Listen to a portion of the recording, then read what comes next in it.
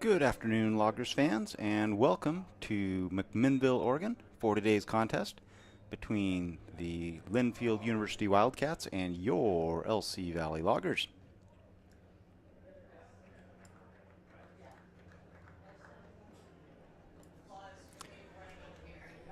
So, today we'll start off with Linfield kicking off to your Loggers.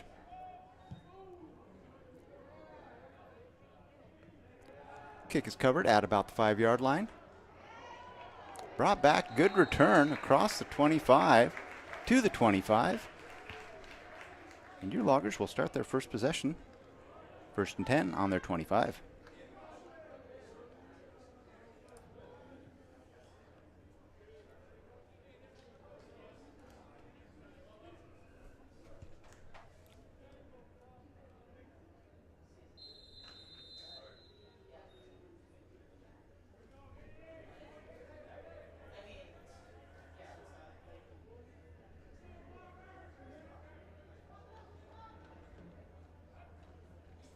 Handoff to the man in motion. Goes up the middle. Looks like no gain on the play.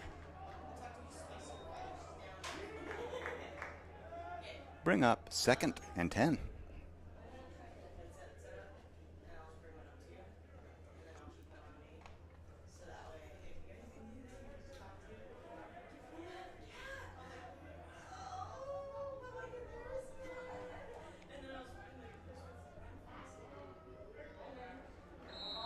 Immediate handoff up the middle.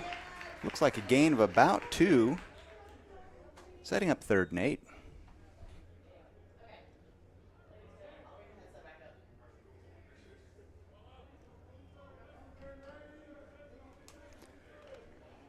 It looks like we've got about a dozen over on the Loggers sideline in the stands who made the trek over. And a good attendance here by the home Linfield Wildcats. Back to pass. Pass near side, intercepted. Number 19 with the interception.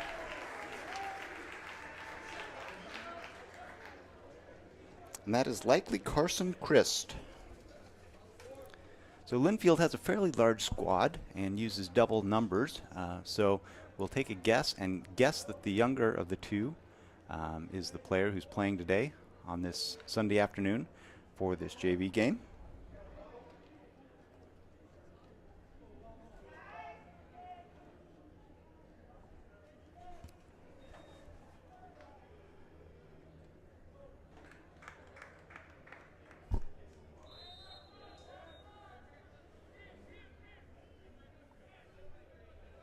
So the clock is running, even though the change of possession. We're down under 13:30.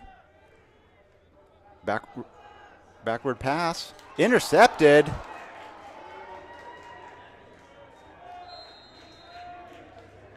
That's number 9 for your Loggers, Taylor Morris.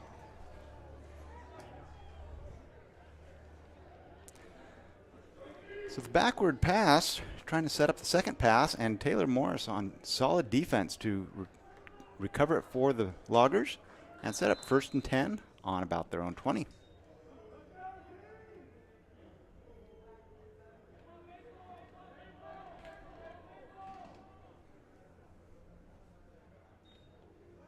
Handoff.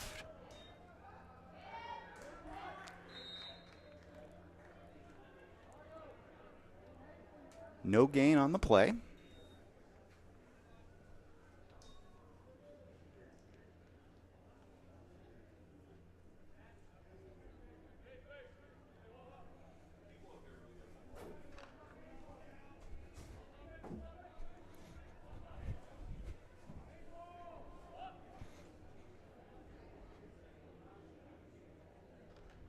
Fake handoff, drops back to pass. Pass is complete. Number 28.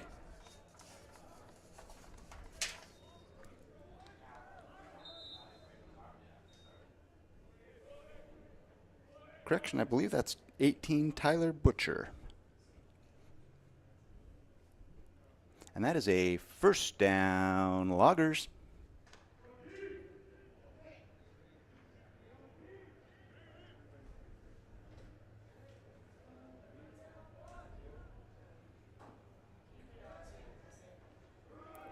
Handoff, number 20. Still on his feet, still on his feet. It appears that he was down on another player and therefore not down. A good pickup of 14 by number 20, Rennie Olivares. And that's a first down, Loggers.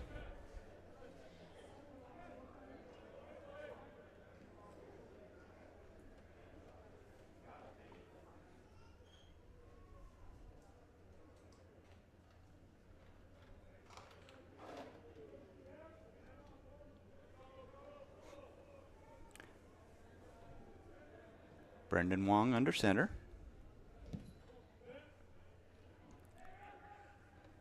Fake handoff. Looks to pass.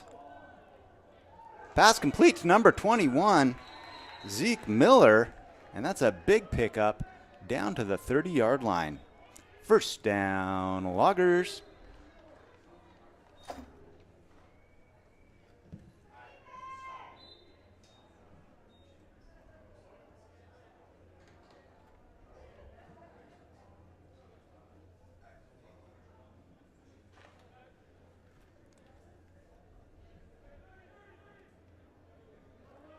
First and 10 inside the 30.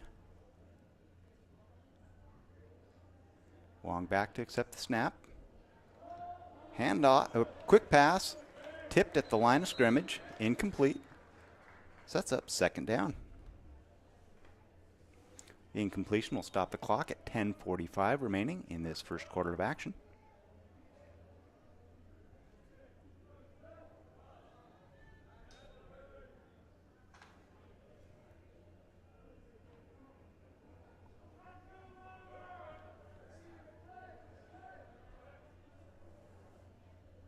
Second and 10. Handoff to the man in motion, number 21. Has some room, has some room. Out near the first down marker, but it appears to be about a yard short.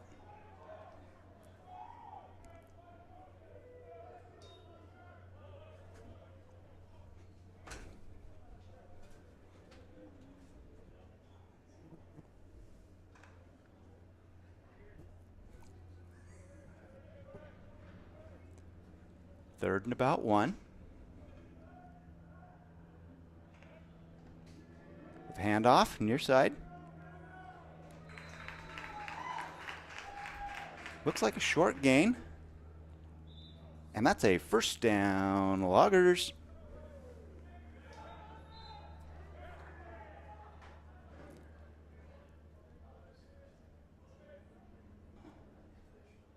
So we'll see what the Loggers have dialed up for this first trip into the red zone. First and 10 on the 18. Wide receivers left and right.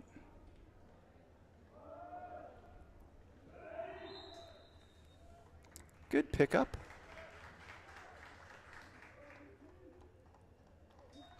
Of about 6. And that will set up a second and 4.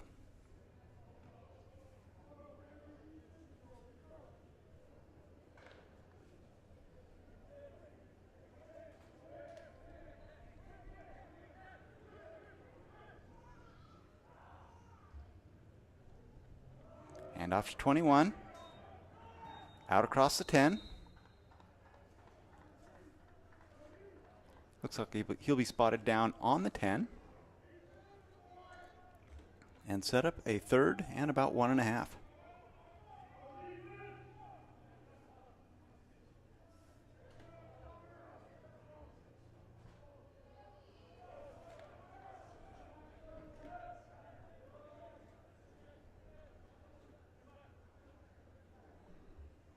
.8:30 left to go in this first quarter of action.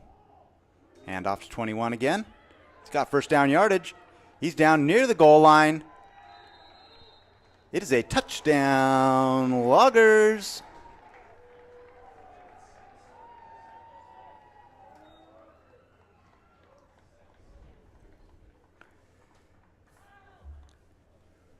So very productive second possession here for the Loggers.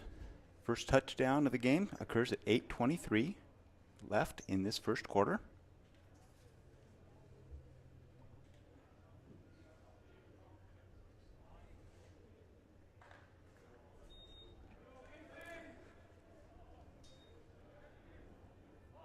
And it looks like the Loggers are in formation to go for 2. Back to pass. Just out over the outstretched arms of the intended receiver. 2-point try is no good. With 8:23 left to go in this first quarter, the score is LC Valley Loggers 6, Linfield Wildcats 0.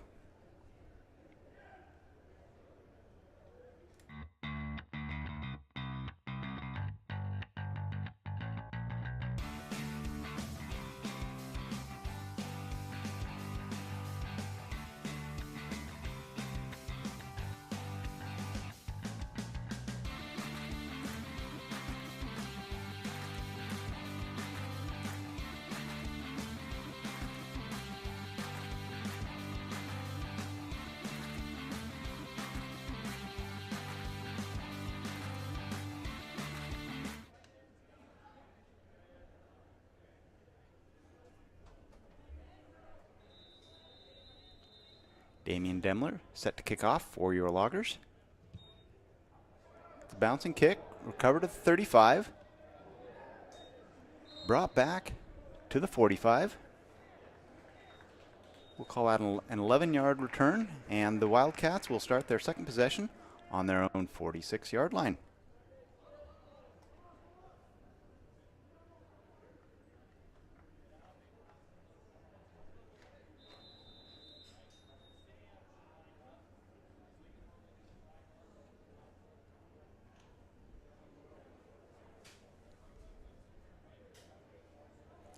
So although we have a pillar obstructing part of our view, as much rain as we get over here, the fans, I'm sure, appreciate having covered stands to sit in on days where it's not as beautiful as today.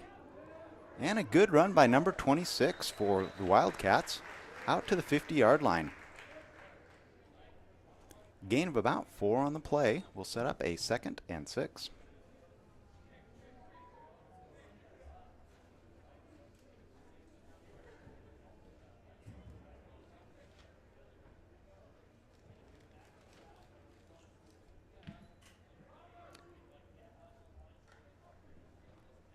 Number 7 quarterbacking for the Wildcats. Oh, and a good cut back inside by 85 for a first down and then some, but a flag comes in.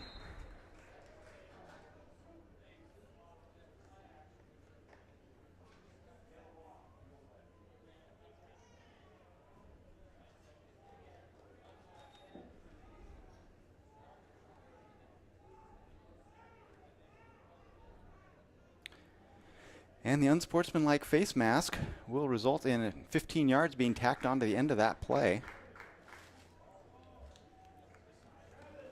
Turning a good gain into a great gain for the Wildcats.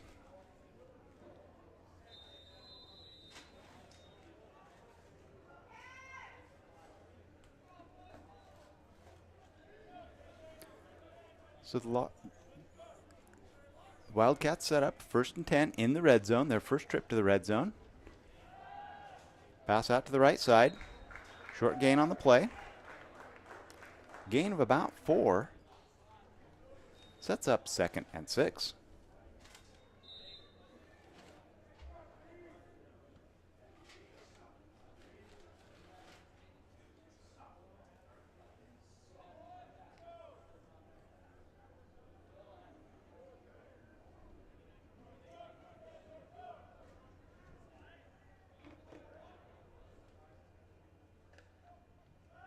Fake handoff, looks to pass, steps up, and runs. Good gain on the play, but there is a flag down. Holding on the Wildcats.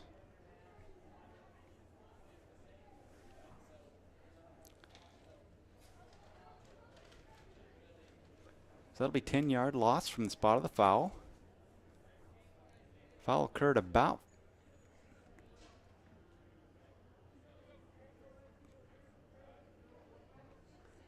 result of the play is 2nd and about 16.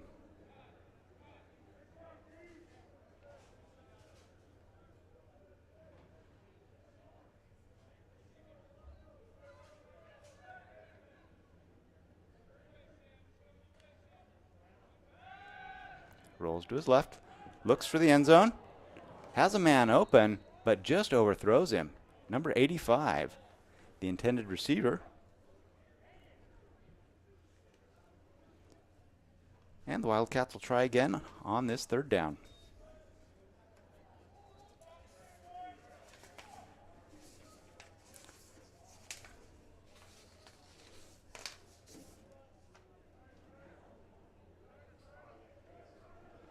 So the Wildcats head coach is Joseph Smith. And there's no other designation on the roster, so I presume he's coaching this JV game in addition to the varsity contest yesterday. Pass intended, 485 again. Flag comes in.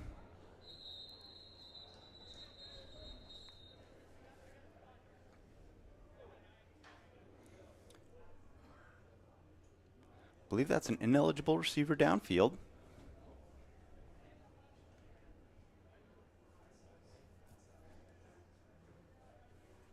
Play may have just taken a little longer to develop than a few players expected.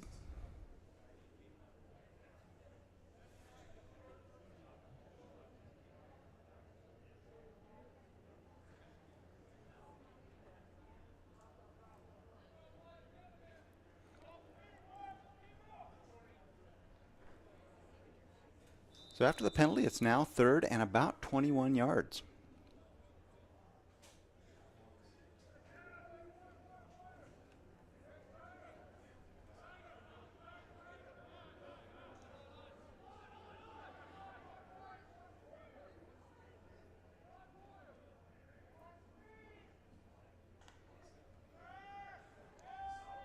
Back to pass. Pass is away. And it is a touchdown for the Wildcats. Number 86 with the reception. Good 30-yard pitch and catch.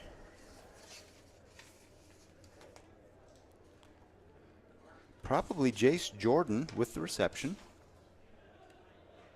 And that knots this contest up at 6 apiece with 5:19 left to go in this first quarter.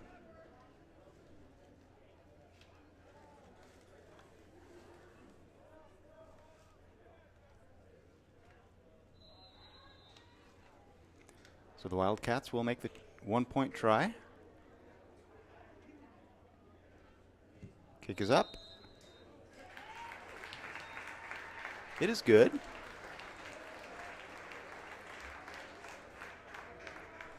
And after the successful extra point attempt, the score is 7 for the home Linfield Wildcats and 6 for your LC Valley Loggers.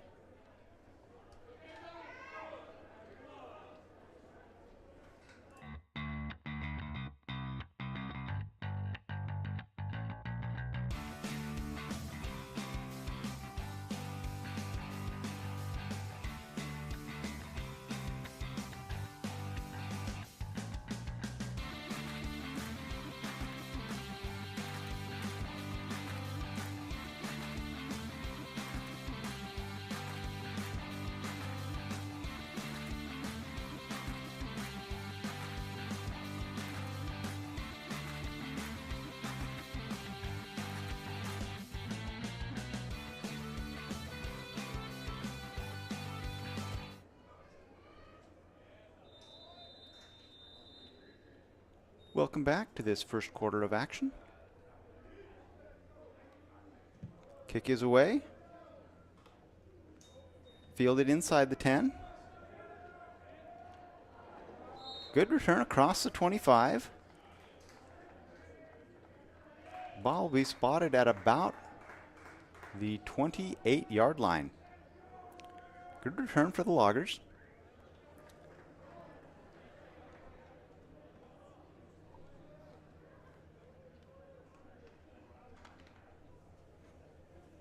And they'll set up shop, 1st and 10 on the 28.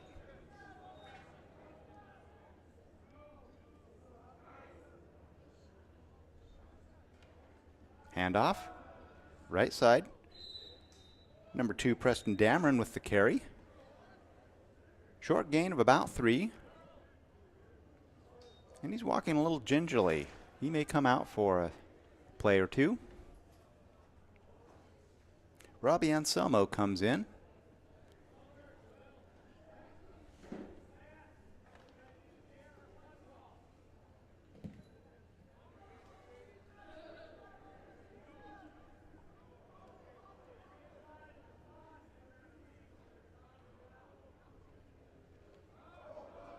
Looks like a little confusion there. A few too many people there to hand the ball off to, results in a loss of about 1. Sets up 3rd and 8.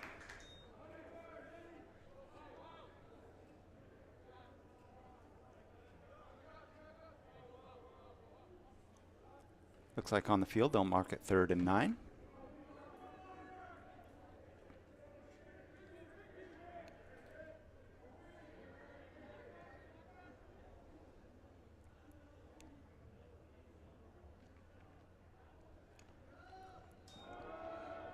Back to pass. Good pass intended for number 18.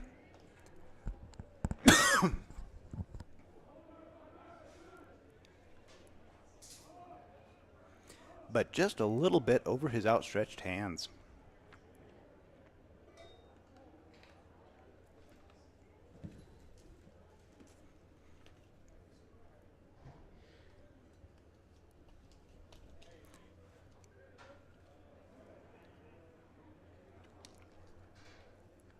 So decision time for the Loggers. In punt formation. 2 men deep for the Wildcats, back at about the 40. Kick takes a great bounce over the head of the deep man. Still on his feet. Brings it back to the 45. So number 85, either Luke Amble or Sonny Pitts, with a good return for the Wildcats.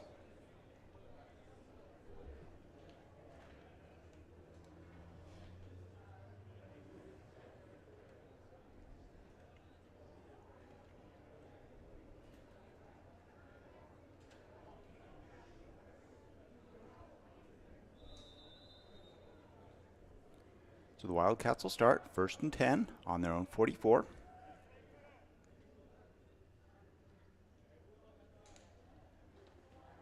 Handoff. Up the right side. Short gain on the play of about 2. We'll set up 2nd and 8.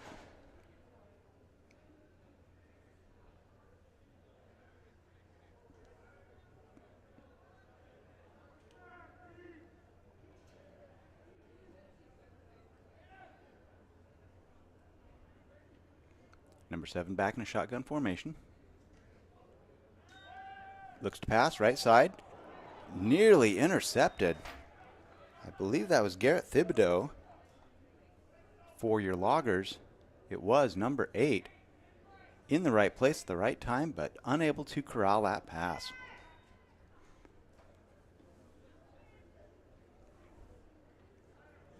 But good job preventing the reception. There would have been some yards there had he not gotten in the way.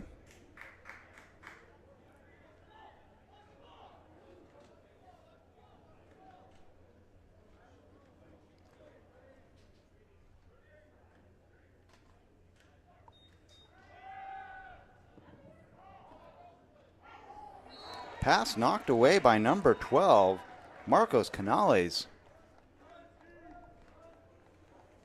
That would have been a completion, but for good defense.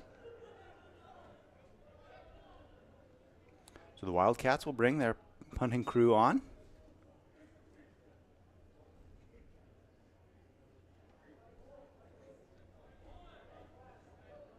Back to punt appears to be number 48.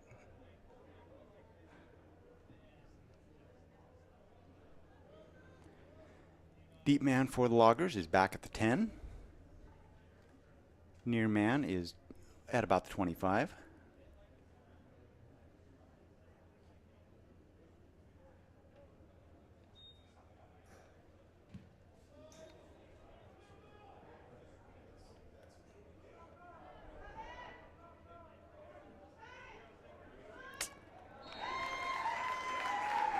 And just a few too many defenders for Taylor Morris to find some room.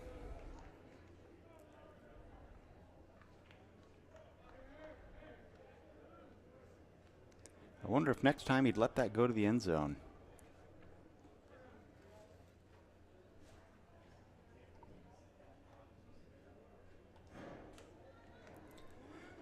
So the Loggers will start this possession, 1st and 10. On the 5.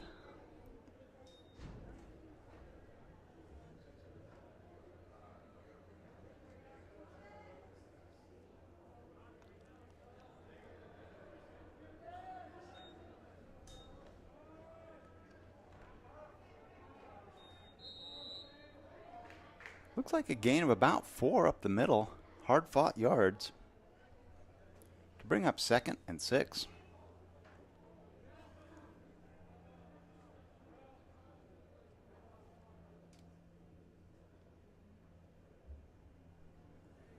Clock is running. We're inside 2 minutes remaining in this first quarter.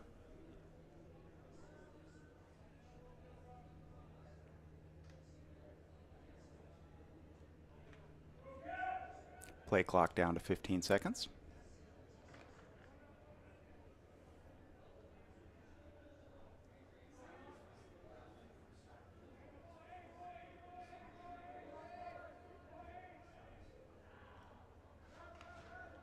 Handoff number 21. Met quickly at the line of scrimmage.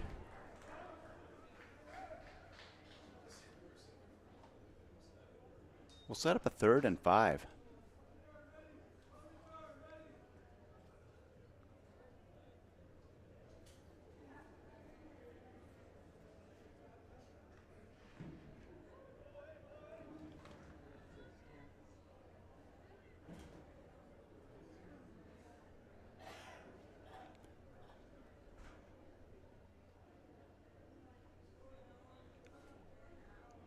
.45 seconds remaining in this first quarter. Handoff. Good gain. That's a 1st down, Loggers.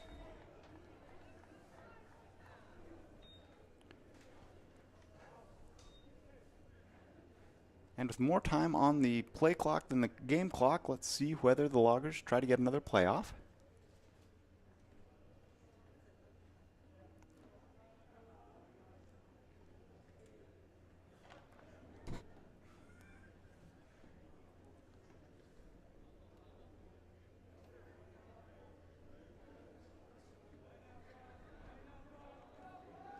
Fake handoff.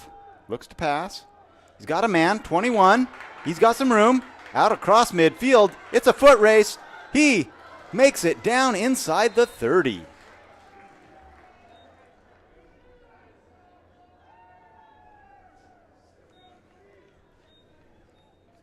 Great job by Zeke Miller.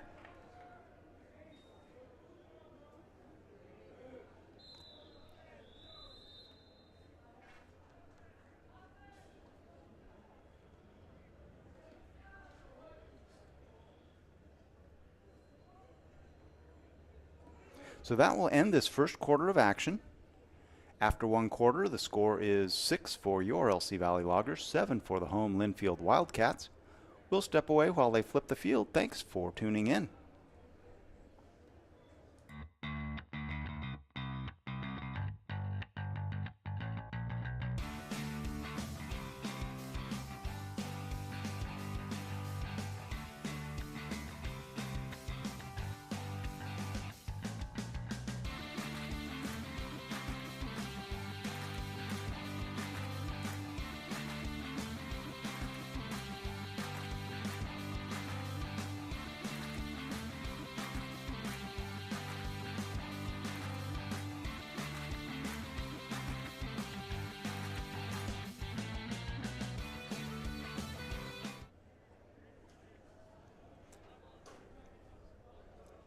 Welcome back to Linfield University. For the second quarter of action, if you're just tuning in, you missed a couple quick turnovers to start the first quarter. Loggers started with the ball, gave up an interception, then got an interception back and drove the field to put up 6 points.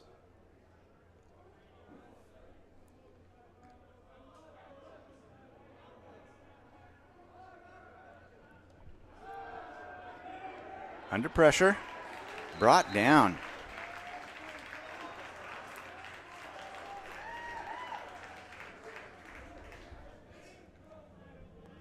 So that's a loss of about 6 on the play, setting up 2nd and 16.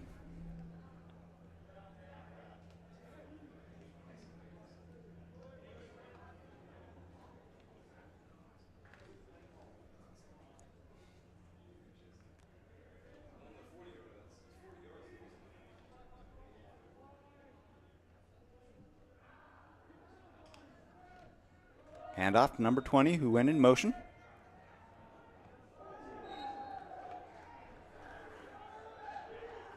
Good effort after contact to gain about 2 on the play.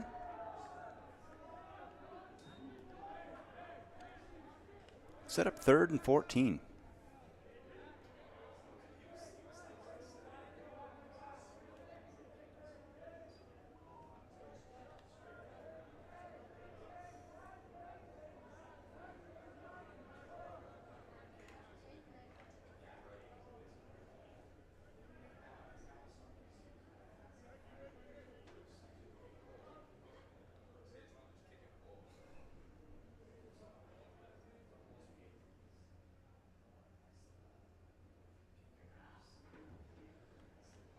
Back to pass.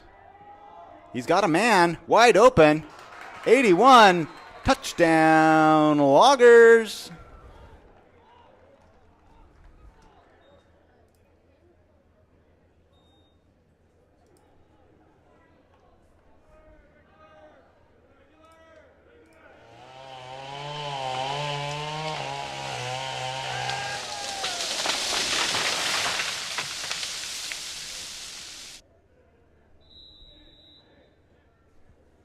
So at 13:06, the Loggers get a strike to number 81, Braden Stapleton, and go ahead by a score of 12-7.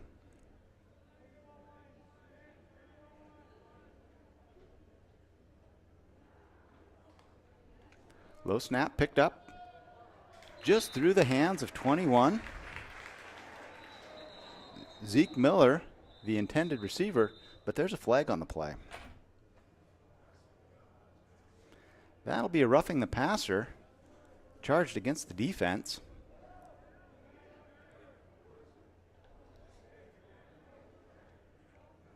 And that'll give the Loggers a chance to try again.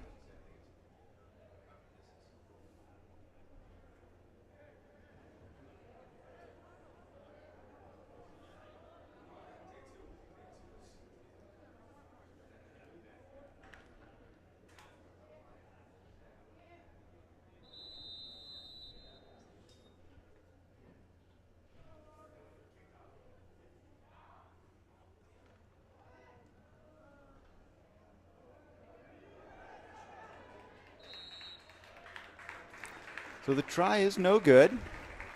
Linfield's able to stuff the box. But with the touchdown, your Loggers, with 13:06 left to go in the second quarter, go ahead by a score of 12-7.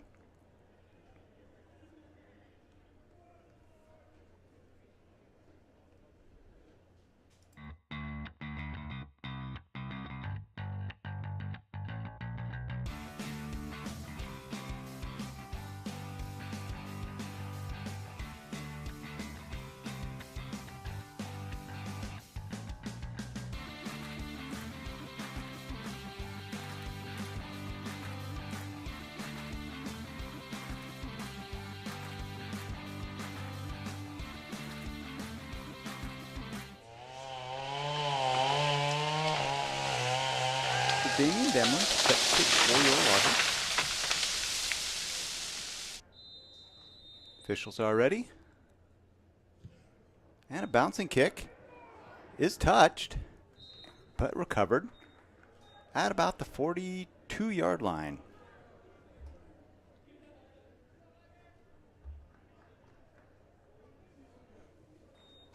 So the Wildcats will start 1st and 10 on their own 42 for their first possession of this second quarter.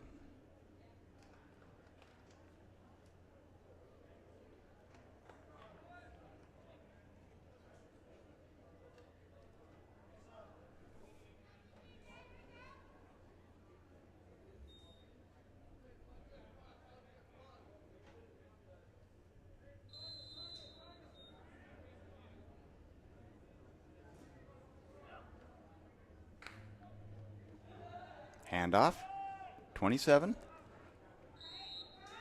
Gains about 3 up the center. Setting up 2nd down.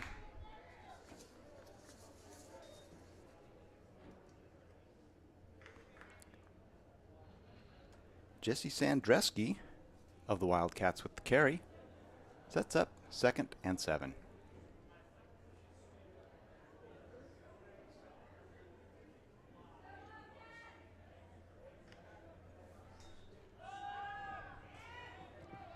Pass complete.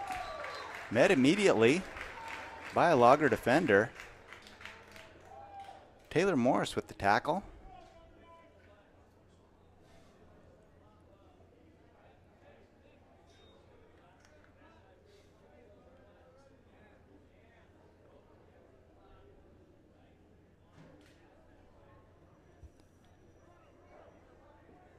And it appears we're replaying the down.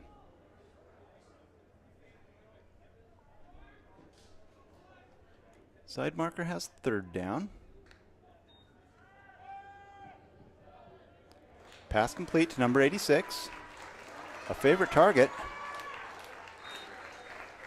He makes a couple men miss and gets down to the 35-yard line. That'll be a 1st down, Wildcats.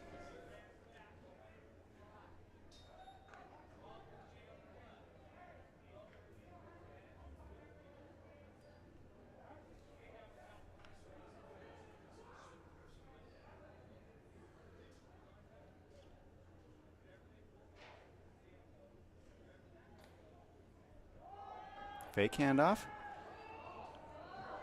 Oh, pass just through the hands of the Loggers defender. Marcos Canales there on defense. Breaks up the pass. Bringing up 2nd down.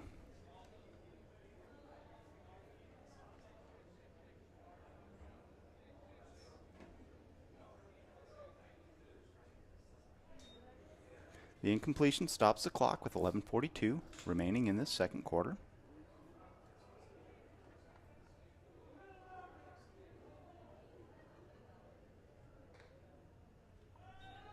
Handoff to number 27. He's got some room. He's got a corner. He's able to tightrope the sideline away. And he'll go down inside the 10. That's a 1st down for the Wildcats on about the 9-yard line.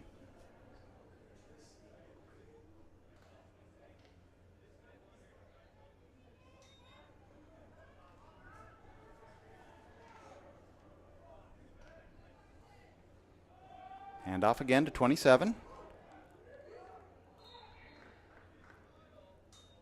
Gains down inside the 5.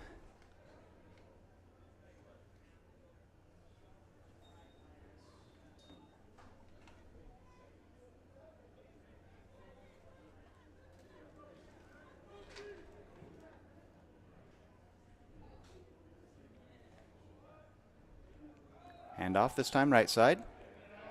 Stays on his feet. That is a touchdown for the Wildcats.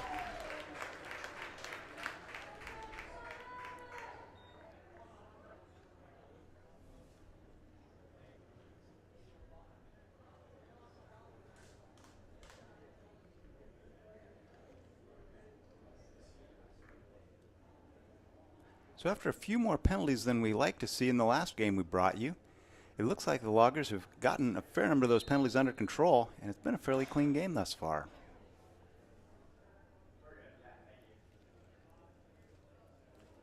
Kick is up. And good. So with 10 minutes, 56 remaining in this second quarter of action, the score is 14-14 for the Linfield Wildcats and 12 for your LC Valley Loggers.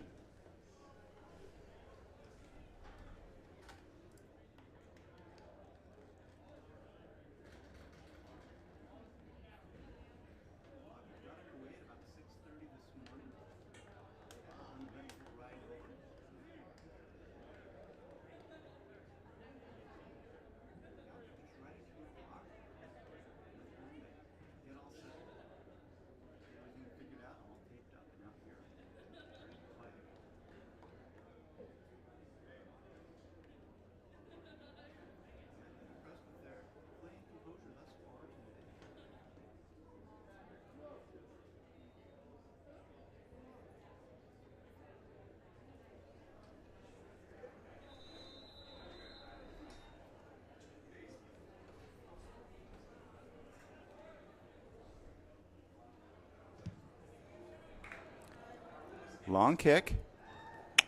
Fielded at the 1. Good return. Out to about the 18.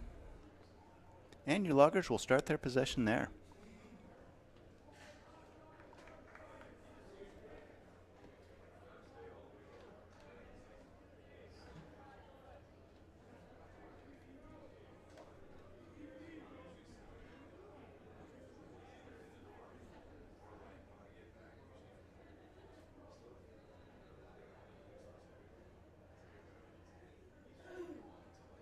There is a flag on the field, I now see.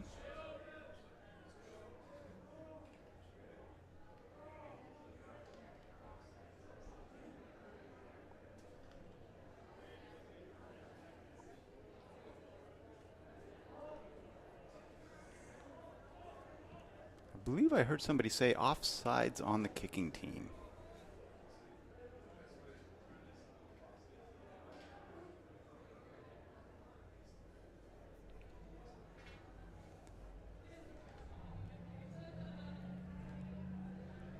So numbers 12 and 9, Marcos Canales and Taylor Morris back to cover the kick for the Loggers. Both are set up inside the 5.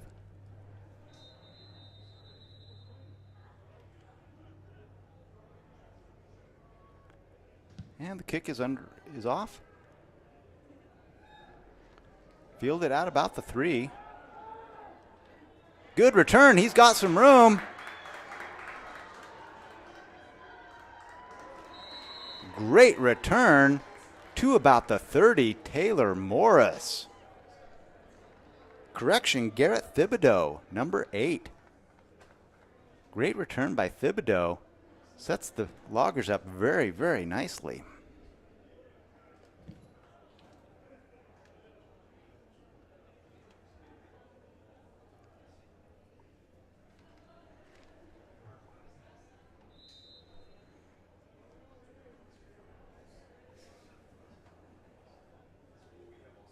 So Loggers, 1st and 10 on the 31.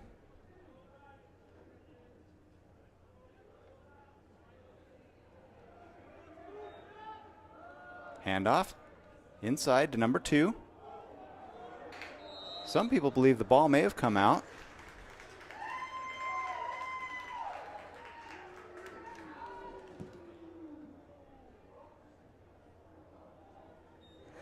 Ball does come out. Fumble recovered by the Wildcats.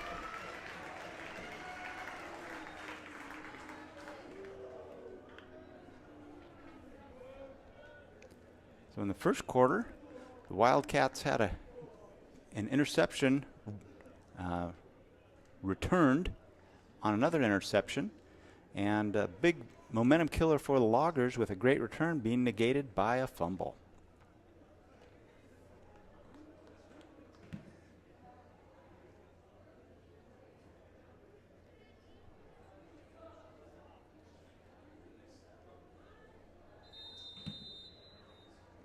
So the Wildcats, 1st and 10 on the 26.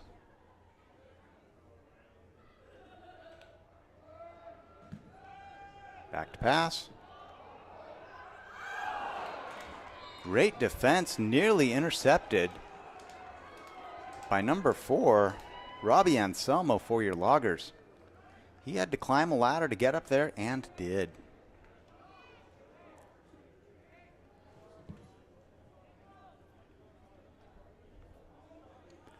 So the incomplete pass will set up 2nd and 10.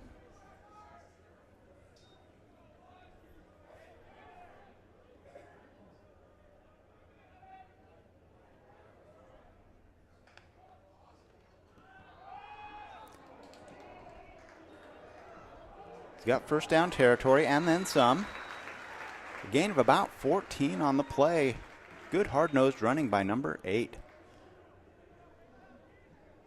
Sets up a first down for the Wildcats.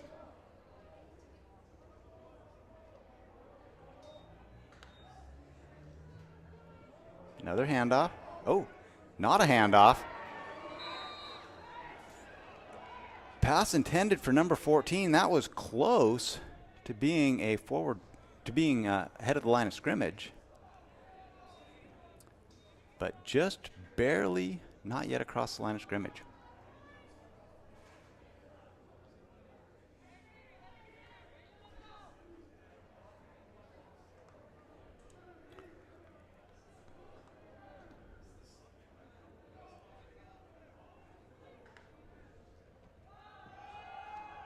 Met in the backfield, solid defense.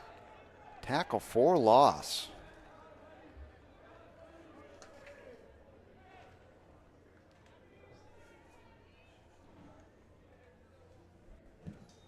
So loss of 3 on the play. We'll set up 3rd down.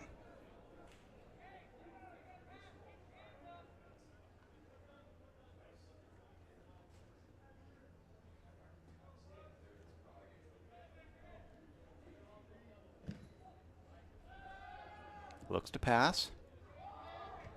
Intercepted by number 9.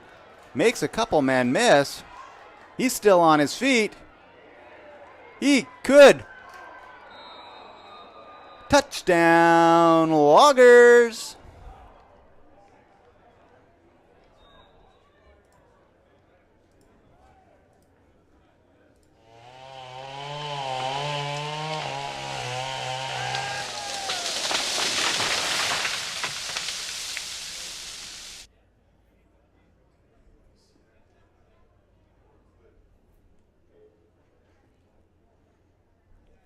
So I don't see any flags on the field at this moment.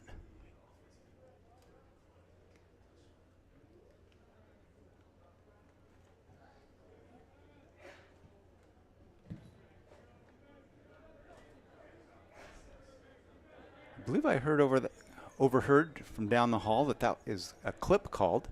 Penalty is against the defense, so the touchdown will stand.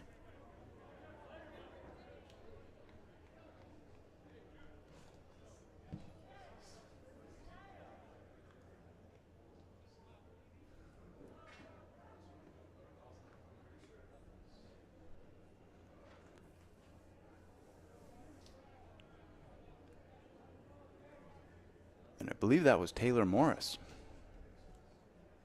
with the pick 6.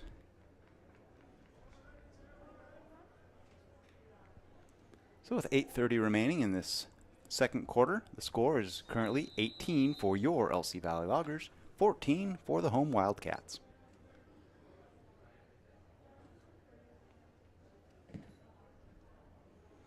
In 2-point formation. Handoff. Met for a loss in the backfield. The 2-point try will fail.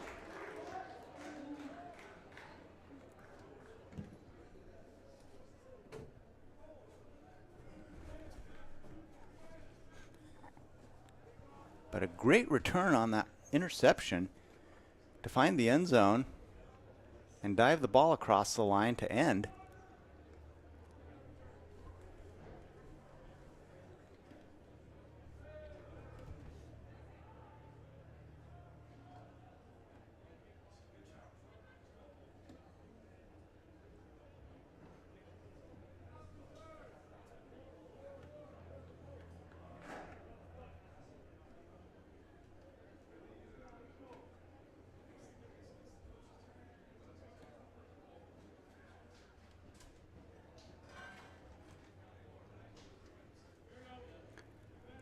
So due to the penalty, the Loggers will kick from the 50.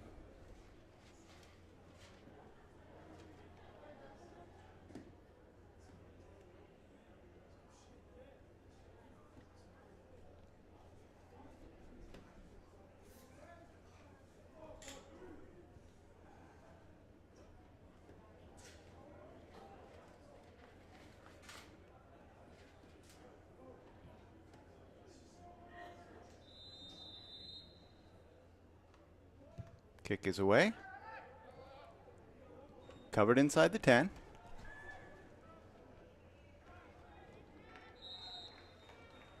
Returned to about the 30. And Linfield will take possession. 1st and 10 on their own 28.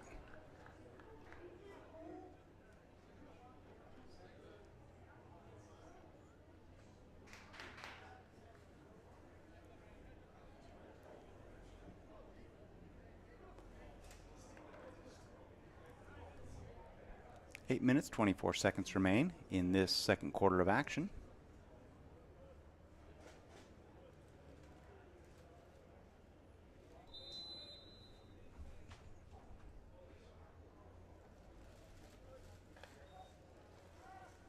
Handoff.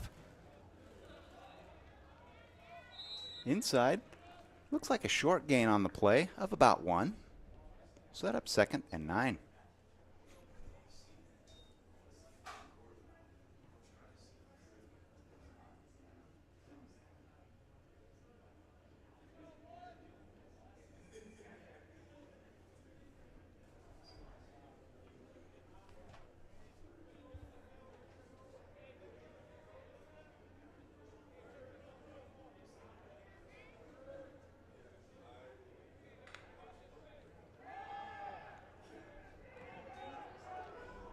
And met by a host of Loggers.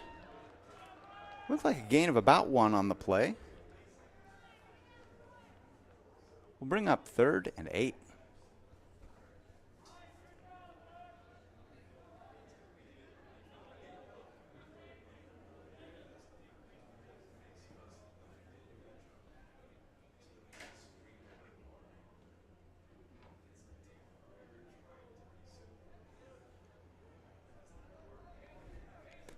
Clock is running. We're nearing 7 minutes to play.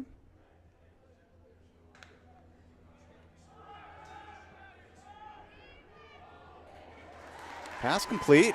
Makes a man miss. Out across midfield, number 85 for the Wildcats. And that'll be a 1st down, Wildcats.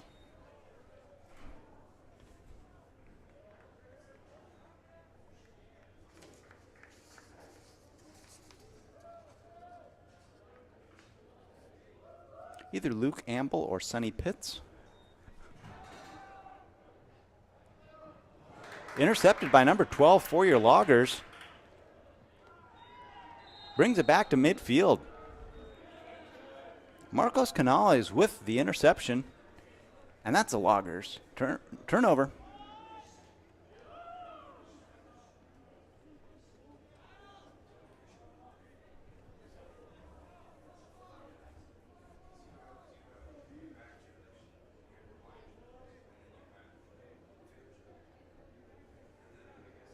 So great play by Canales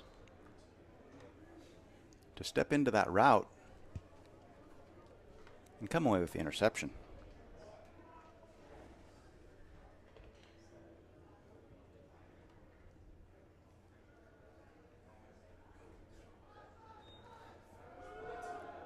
Under pressure. Gets the pass away. And a big, big pass interference.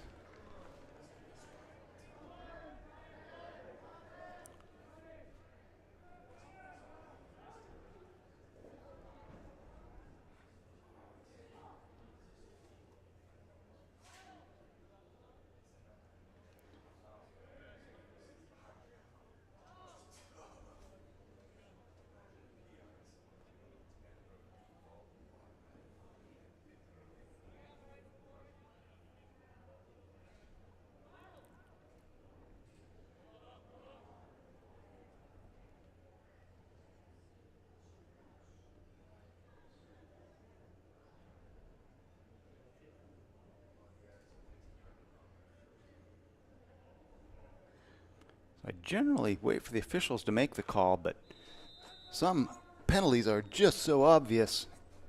Everybody, including the defender, knows exactly what happened.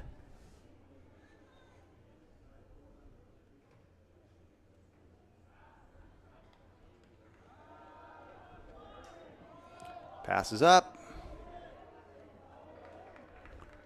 Pass is incomplete. Intended for number 21, Zeke Miller. Defended well by number 2 of the Wildcats.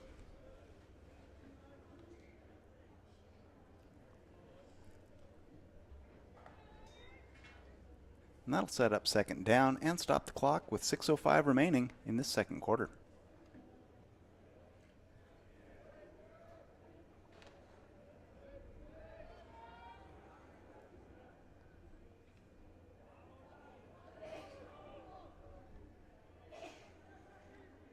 Wong set to receive the snap.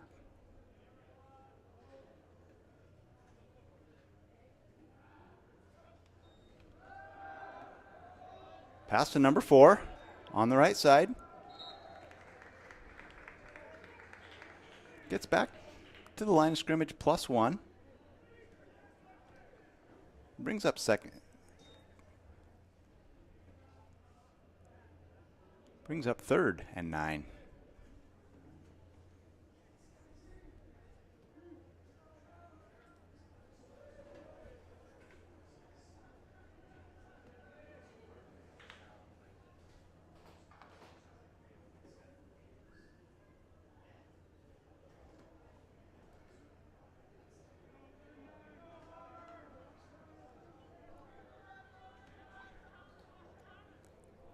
.5:15 remaining in this quarter.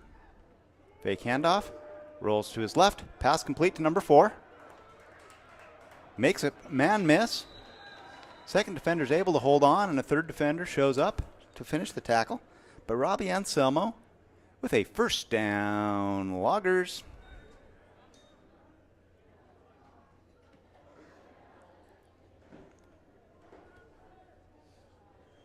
So a nice concept out on the near side to get first down territory.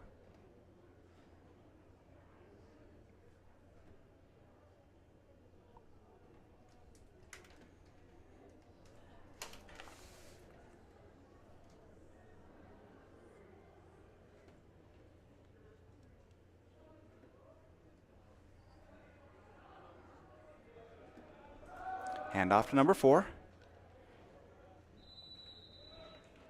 Good hard fought 3 yards for Anselmo.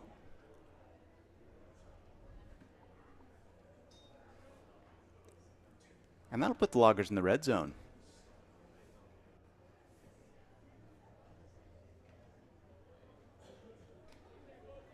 Clock is running, 4 minutes remaining.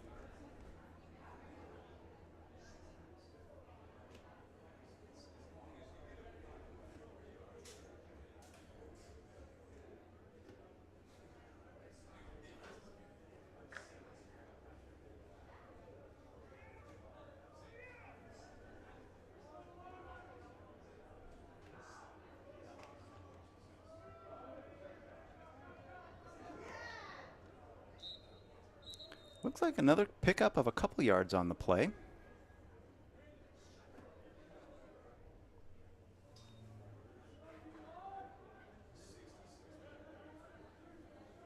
Looks like about a 3rd and 5.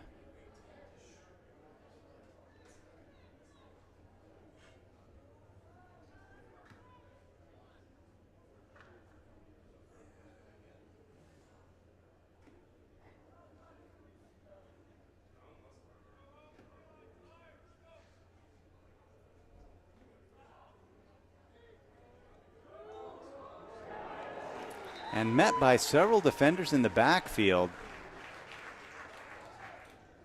Too many defenders got through the line for that play to have a chance.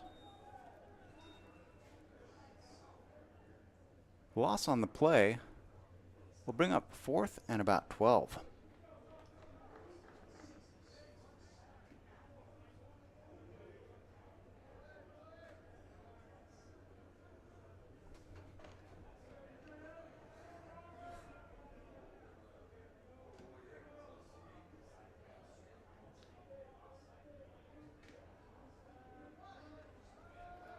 Back to pass, under pressure. Met and sacked. Good defense by 93 of the Wildcats. 93 is Nick Severson, a 6'1", 300-pound junior from Sherwood, Oregon.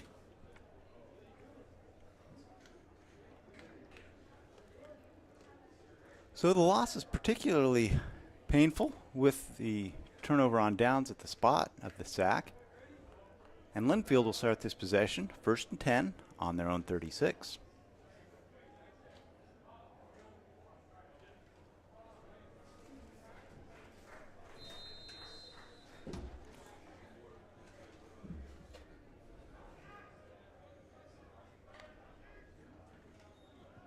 Pass, near side. Met by some defenders. The ball may be loose.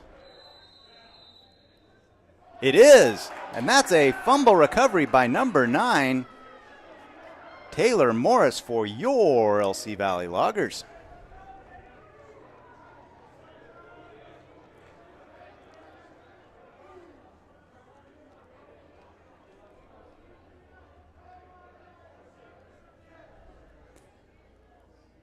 So with the fumble recovery, the Loggers will start on the Wildcats' 48-yard line, 1st and 10.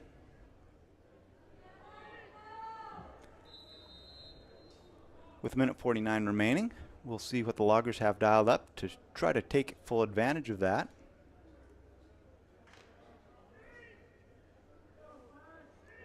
But if nothing else, keeping Linfield out of the end zone for the rest of the quarter would be a success. Back to pass. He's got a man. It is caught. Touchdown, Loggers.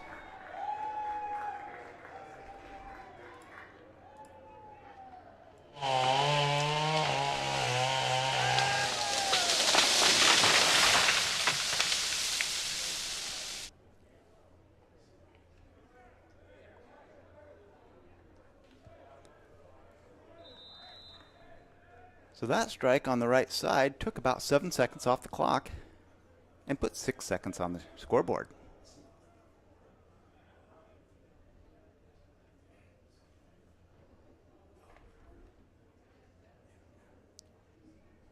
Loggers are set to go for 2. Wong under center.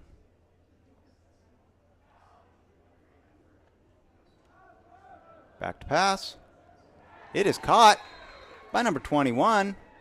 2-point try is good to Zeke Miller.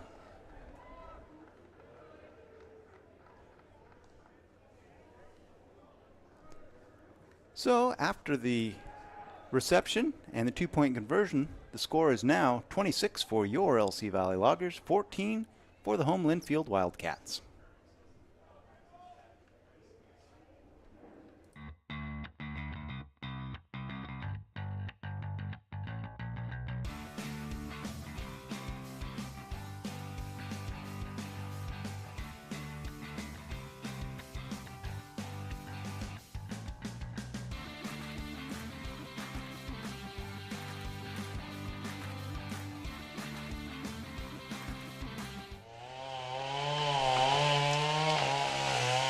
Welcome back. Kick is away. Through the hands of the deep man, who picks it up and brings it back to about the 20-yard line. And the Wildcats will start their possession there.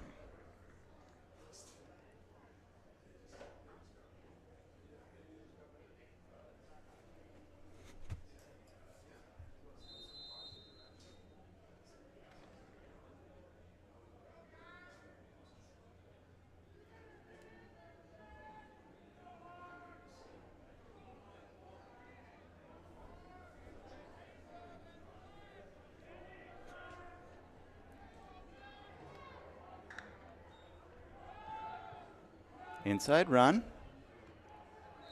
Gain of about 5.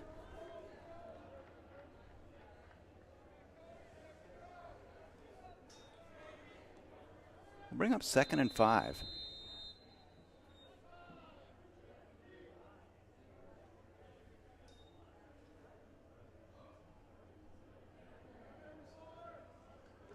Official timeout while they clear the tee off the field.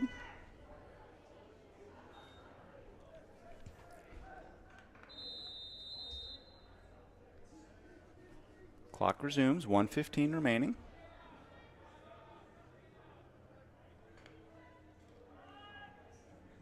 Handoff inside, bounces outside. Good hard run by 26.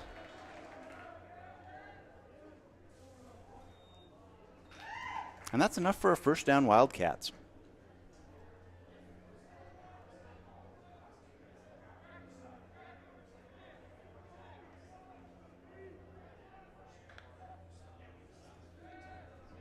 Back to pass.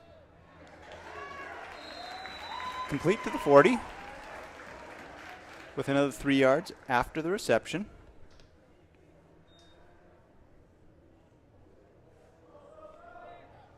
That'll move the chains. Clock keeps running. 30 seconds remain.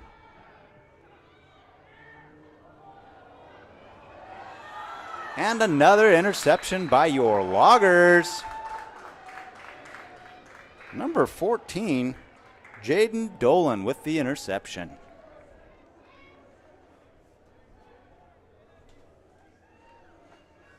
So that interception occurs with 24 seconds remaining in this second quarter of action.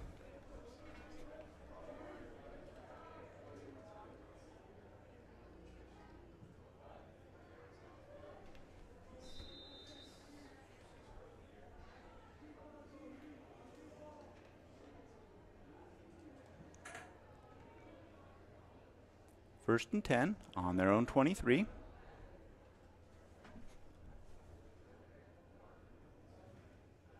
With a deep man back, one suspects a victory formation. Just kill the clock.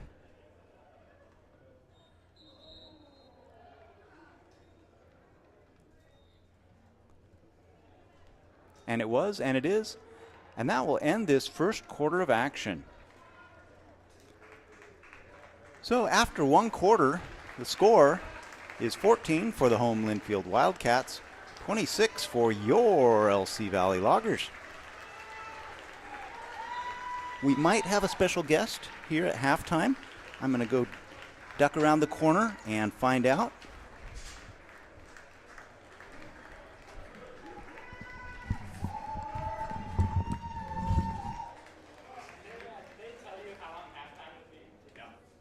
I'm guessing 15, but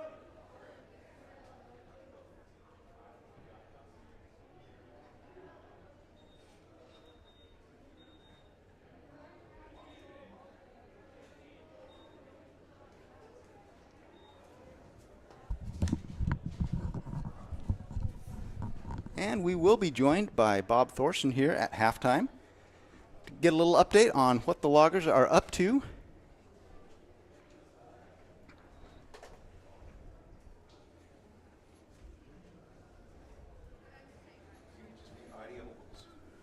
Yes.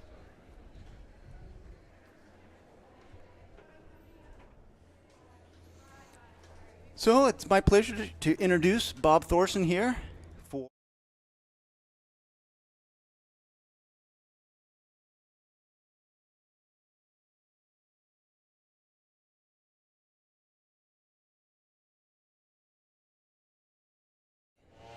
Okay, there we go. Yeah, now I've got sound for you.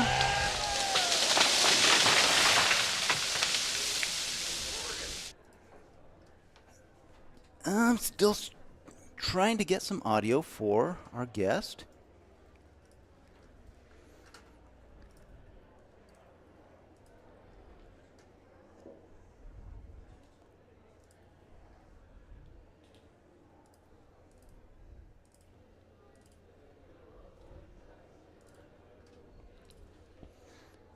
Okay, now I think we've got it. Checking 1 2, checking 1 2. That's how we do it in the world of rock and roll. All right. Welcome, Bob, and welcome to McMinnville. Well, it's great to be here. Beautiful day in McMinnville. Warm day. We've got a little Lewiston weather going on, so our guys are used to playing and practicing in this. And a very impressive first half of action. Yeah, you know, it's This was a weekend that Linfield had 2 games, and the first of the games was yesterday, and they played University of Puget Sound, and they won that game 72-2. Big game, and so obviously a Herald program, very great program, and for us to be competing like we are right now with these guys is great. They've got about double the size roster this afternoon that we've got, and we just took a long bus ride in 6 rental cars from Lewiston, Idaho. So we're up against it and coming out very well this afternoon. So I believe the last game we broadcast was against Pacific Northwest Christian College, and there were a fair number of penalties. It's been a really clean half of action today. Yeah, just game by game, and as you work your way through the season, you work out some of those kinks, and that's how it's supposed to be. So we've cleaned up a lot of things and gotten some things together, and yeah, it was fun to play that team twice. It would have been great to have a couple of wins because we felt like we could have done that, and they were very close games. That last game with them came down to the final play, and we were on a roll coming back from 21 down and just about did it on the last play. But it's great to have that team there. They've got a good-sized roster and a big coaching staff, and they're in the Tri-Cities, so it's great to have some nearby competition. We're always looking for new teams to play and put on the schedule, so we're happy to have them. And next week, we're going to make the short trek up to Spokane. Right, another great program. Linfield is typically the top dog, or has been in recent years, of this conference, with Whitworth being number 2. And both have enormous rosters, kind of in that 120 to 140 range. And so typically they will have a game on Saturday. That's going to be their homecoming at Whitworth. So they also will have a Saturday game, and then we will come in Sunday and play the other half of their roster. So the first half of the season, it's varsity games. Second half, what we sometimes call the JV games, a chance for some of the players on some of the other teams who may not get to see action on Saturday to come play on Sunday. What does it mean for them and for the Loggers to have these Sunday opportunities? Well, it's great, and it's a great way to build their program, and these are great games for us. And yeah, these teams don't have JV rosters. So they have these enormous varsity rosters of 130, 140 guys. So they are trying to develop their underclassmen, a lot of their freshmen and sophomore that wouldn't get as much field time. So there's several teams like ours that they can schedule for games, and so it works out well. Now, when we play the other teams in that conference, we'll play their full roster if they have a slightly smaller roster. And by that I mean 90 to 100 players. So still big rosters, but those are considered the smaller teams in that conference. So we'll play them all. So I didn't get a list of scores from around the conference. Bob, did you get a chance to see how any of the other teams did around the conference yesterday? There were some. I mentioned the UPS Linfield game that was 72-7, and then Whitworth had a big win over Lewis and Clark, and I believe that game was 66-28 or right around there. The real close game and the real big upset in that conference yesterday was Pacific Lutheran beat George Fox, and they beat George Fox at home on George Fox's homecoming by 1 point. In fact, George Fox had the ball late, 4th and 1. They went for it, and they didn't make it. And so, yeah, that was a big upset because George Fox is a very, very good program. They're another one of these teams with big rosters. Pacific is another one that kind of falls into that category or that group of teams. So those less familiar with D3 football here in the Northwest, it's a lot more competitive than some people might suspect if they're not familiar with it. Well, it is, and there's a lot of the teams in this conference are all some of the better teams in Division III. Certainly teams like Linfield and Whitworth, but every team in this conference would probably be in the upper half of Division III football. The reason for that is there's almost no Division II in the Pacific Northwest. I think there's one Division II school. So you've got a lot of talented guys that could be playing, at different places at the Division II or even FCS Division I level. Also, they're all expensive private schools. So a lot of these guys, have chosen a college for their major, and they're great schools academically. A lot of them are really hard to get into. So a lot of these guys, if football was their main focus, they could be playing other places. But, these guys might be pre-med or engineering or, whatever it is. And so they're very talented football players. But the academic, kind of prompted their choice or drove their choice to pick these schools. So yeah, people are amazed at how big and fast and athletic first team Division III football players are. It's good football. And here in the Northwest, Division III seems to be more of a thing than NAIA does.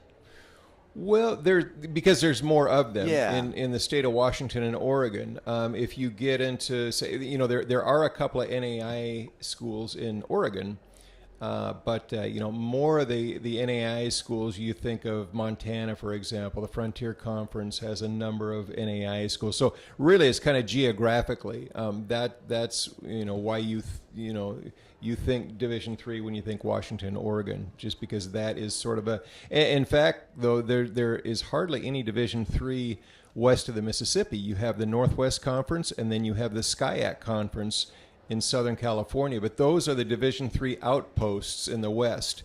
The rest of Division III is Midwest, down south, East Coast. There's just two little outposts out here, and that's one reason that we get the call for games, because sometimes these schools have trouble finding non-conference games, and so that's when we will get the call, and it makes it nice for them because these are Northwest teams, and a lot of times they don't have to play us in a home-and-home situation. So we're affordable, and it's an easy game to book and schedule. So it works out pretty well. Works out well for us too. Just a real nice win-win for the Loggers to be able to get a game in, and for some of the guys who may not get to play on Saturday to get some action on Sunday. Right. It is a win-win. But definitely both programs benefit from these games, and that's why we're well treated and have a great relationship with all 8 teams in that conference. Pacific Lutheran is the only team that we haven't played in that conference simply because scheduling hasn't worked out over the years. There's always, we don't have the date that they need and vice versa. But we're going to do something next year. So that means we have a relationship with all 8 teams. I know all their head coaches, and they're all great teams to work with. They're great facilities, great fans. It's just, it's a nice environment, a nice place for us to be. So not to look beyond the second half of action that I'm really excited about here, but we've got 2 more games coming this season. Whitworth next weekend. Where is that? How can fans get up and watch? Spokane in the Pine Bowl on the Whitworth campus. It'll be a beautiful fall afternoon in Spokane. So we hope that all of our fans can make it. If not, they have your great links, your game feed that they can watch. And so I am very, very happy and very appreciative of what you do, Romney, because we've got a lot of fans and we've got players from 8 different, I would say 10 or 11 different states now. So their fans and family are spread out. So we get asked all the time, do you have a game feed? Is it going to be televised? And so what you do is very valuable to a lot of families, a lot of fans. It really makes it nice for us because it hasn't always been that way. Maybe we would get 1 or 2 televised games in a season. And then we'll close out the season after our Whitworth contest in 2 weeks. Against George Fox. And so both of those games, the Whitworth and the George Fox, will be similar to this. Same type situation. They'll have a Saturday and a Sunday game. They've got big rosters, and they'll split them in half, and away we go, just like we did today. So I think that's most of the news I was hoping to catch up on with Bob, but I just want, for those of you who haven't had a chance to hear from him, we're glad to have him come into the booth and share a little bit about the Loggers program. For those who'd like more information, you can go to the LC Valley Loggers website or the Facebook page. Right. It's the Facebook page is Lewis Clark Valley College Football, and the website is lcvloggers.com.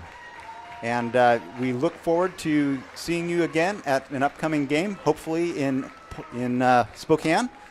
And Thank you, Bob, for coming over. Thank you, Romney, and thank you, everybody, for listening, and thank you for your support. It means everything to these guys in our program. So thanks for listening, and we're going to try to deliver the win today to you. We'll step away for a couple minutes. We have 3 minutes remaining in this halftime. Thanks for tuning in.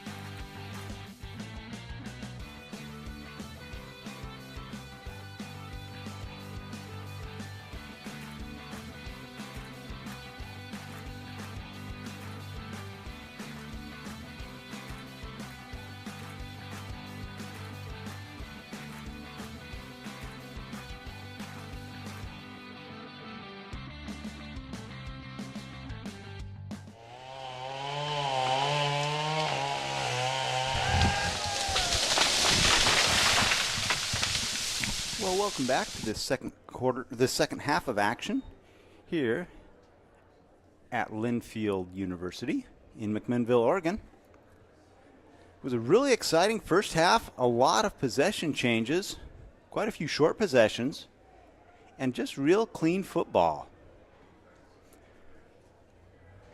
They've set the clock to 15 minutes. We're getting the ball set on the tee. We're ready for action.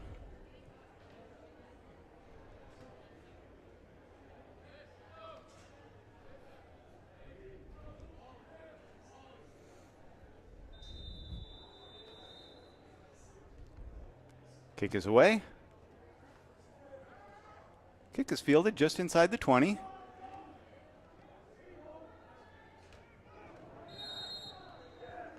Return to about the 35.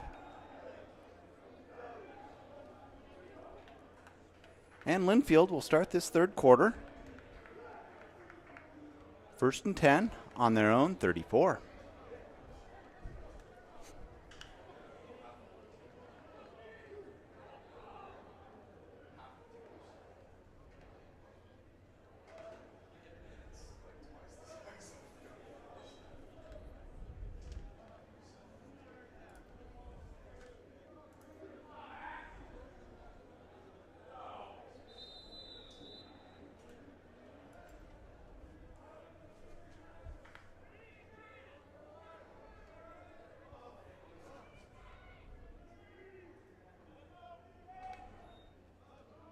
Fake handoff. And smothered in the backfield. Loss of about 2 on the play. Brings up 2nd and 12.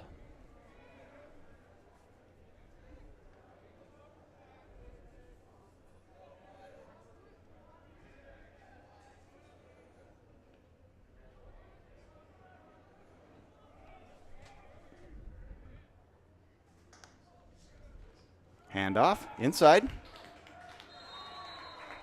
Out across the 35 to the 36. Gain of about 4 on the play.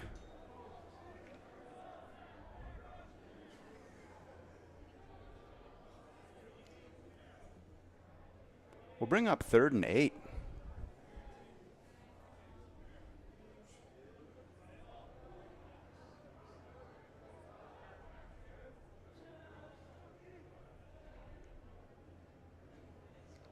One wide receiver left, one right.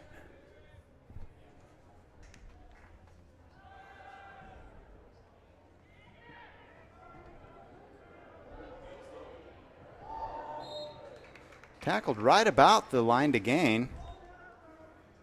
We'll see where they spot it. And they do give a Wildcat first down.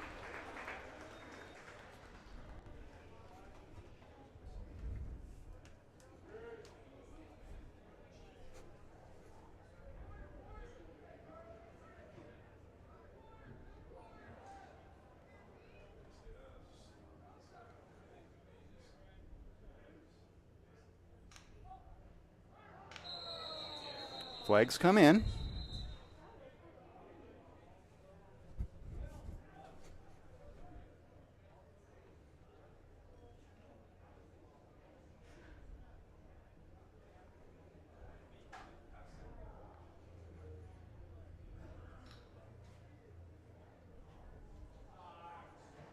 False start against the Wildcats. Loss of 5 will bring up first down and 15.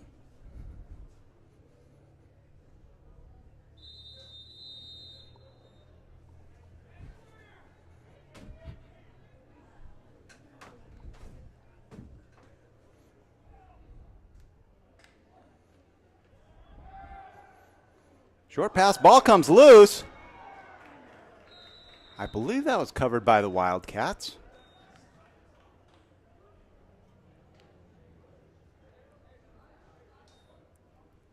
And it is.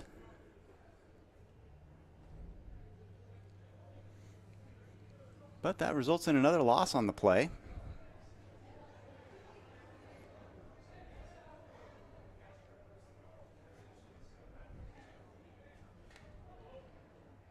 Handoff. He's got a seam out across the 40. They'll spot the ball at the 42.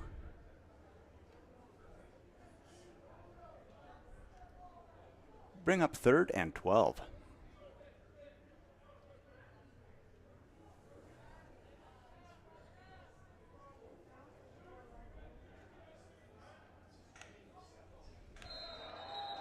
Flags come in. False start on the offense. Second false start of this possession for the Wildcats.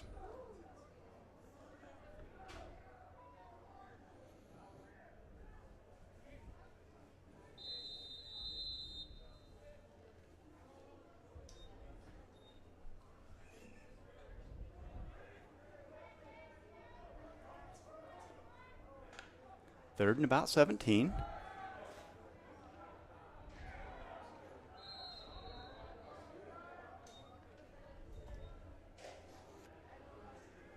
So that'll bring up 4th down and 13. Wildcats send in what appears to be their punt team.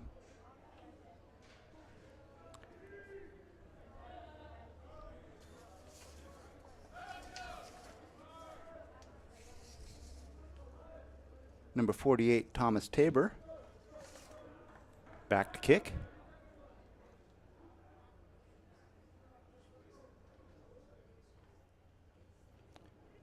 Bounces before it gets to him. He makes a defender miss and then kicks it away. Takes a Wildcat roll inside the 5 to the 4. Well done by the kicker for the Linfield Wildcats.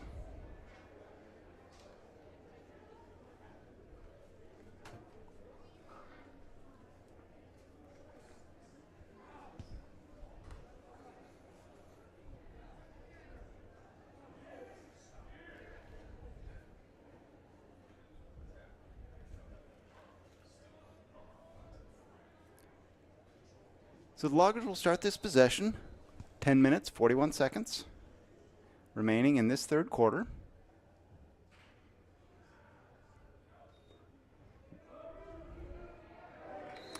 Wong tackled. It looks like it'll be on the 1. That was nearly a safety.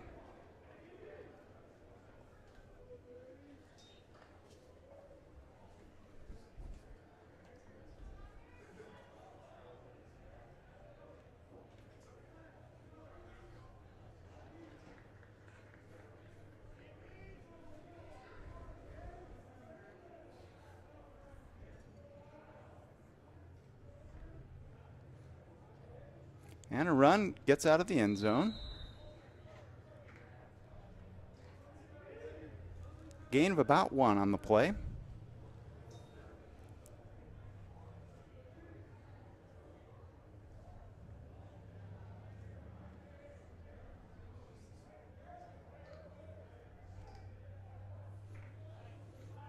Inside 10 minutes left in this third quarter of action.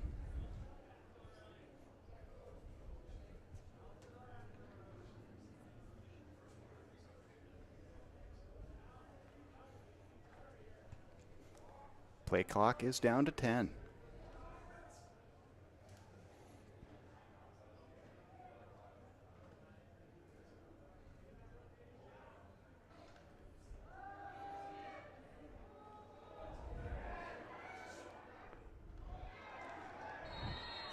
Pass incomplete. Intended for 81. Braden Stapleton.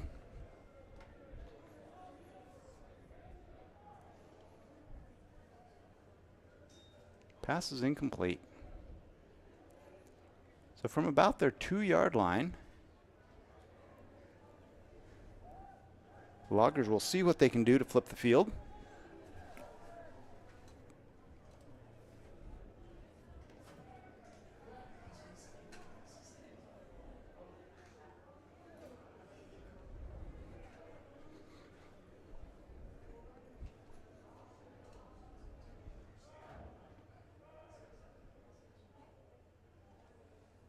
Kick is away. Covered at the 35.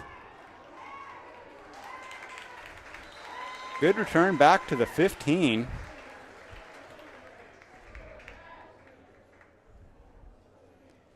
And Linfield is set up with a short field. Starting this possession in the red zone at the 15.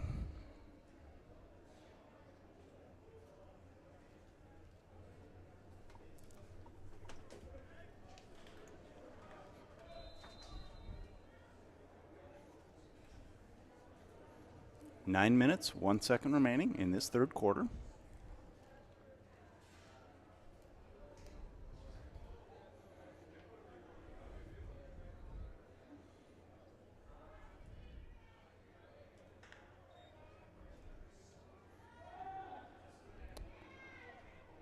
Number 27 with the carry, short gain on the play. Shoestring tackle where the Logger would just not let go. That'll set up a second and about 9.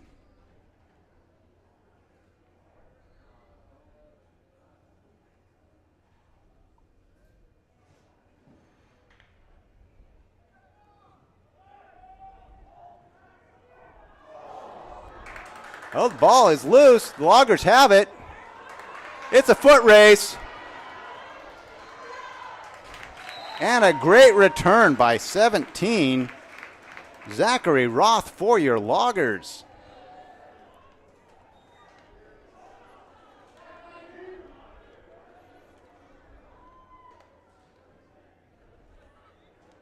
Roth with the rumble back to the 32-yard line.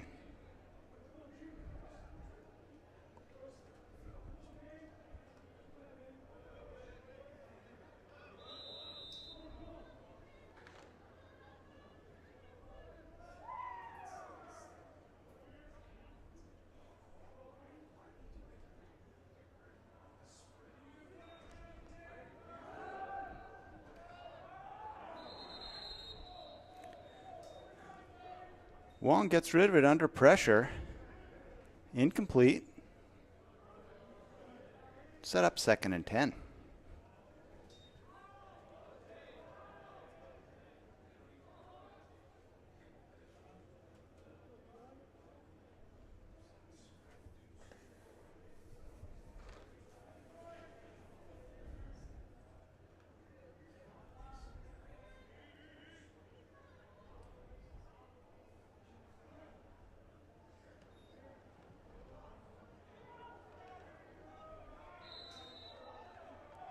Good gain of about 5 on the play. We'll set up a 3rd down.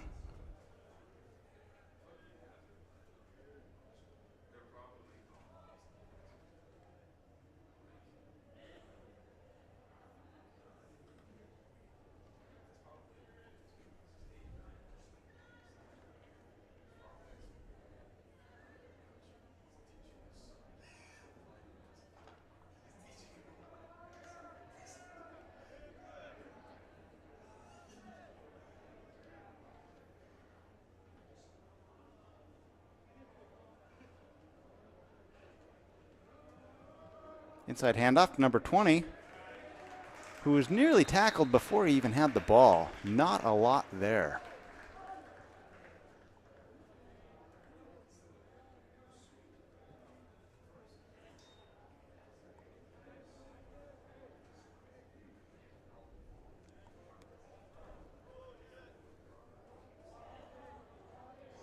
Fourth down and 9. Play clock at 25. Game clock at 6:45 left to go in this 3rd quarter.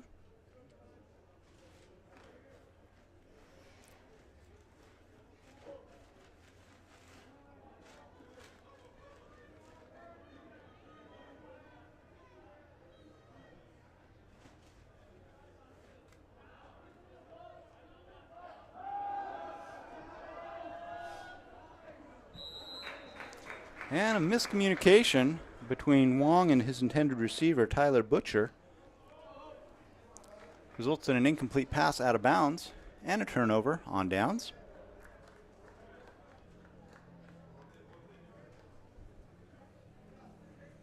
But the Loggers defense has got to be happier with this start of the Linfield possession compared to the last, because they've got an extra 60 yards behind him.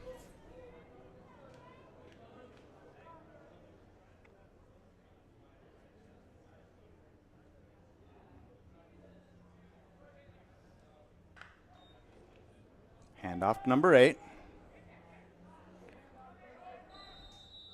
Short gain on the play of about 4. Brings up 2nd and 6.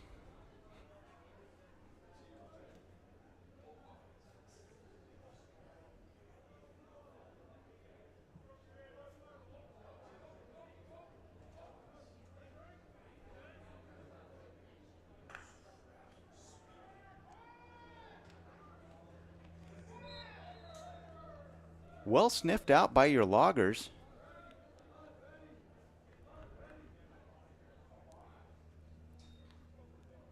I believe number 23, Ryan Cody, was first in on that tackle.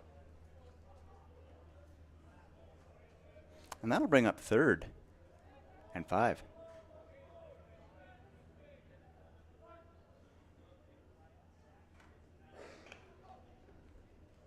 19 back to pass. Hit as he passes, incomplete at the feet of 86.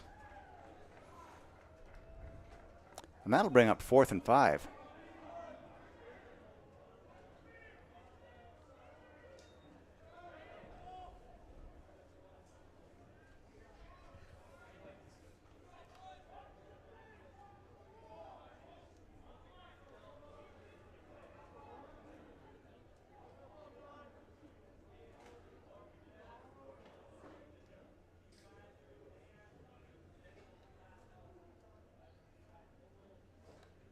Good snap. Kick is away. Fielded inside the 20. Met immediately and knocked down. Good defense by number 23 of Linfield. And that is probably Bubba Preston.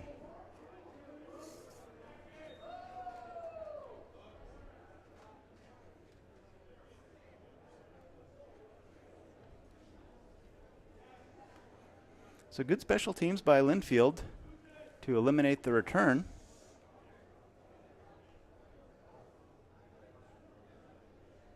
And there's a flag on the field.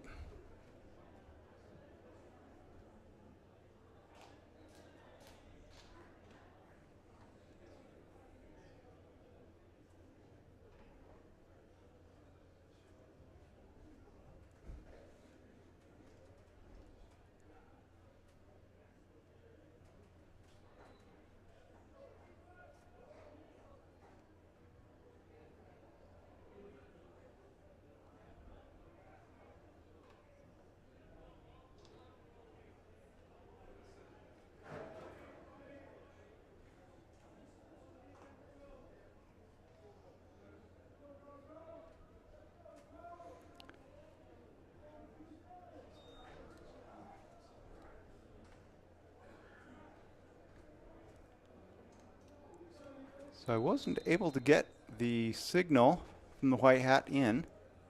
He extended his right arm. You may know better than I the penalty being assessed against the Loggers. But they'll start this possession, 1st and 10, on their own 9.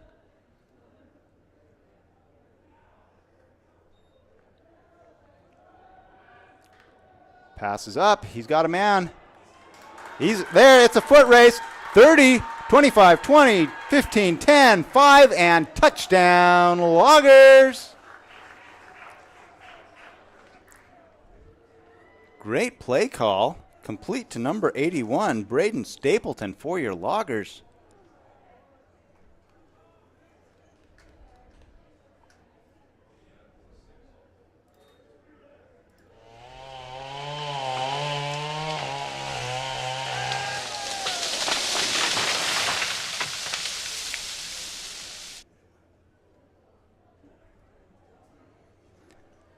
"91-yard pass and run."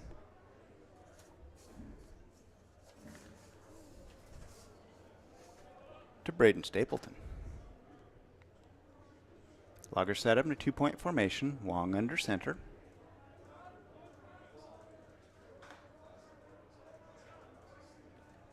Back to pass.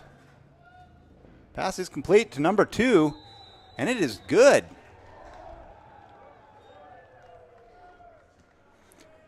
So with the 2-point conversion, Loggers go up by a score of 34-14.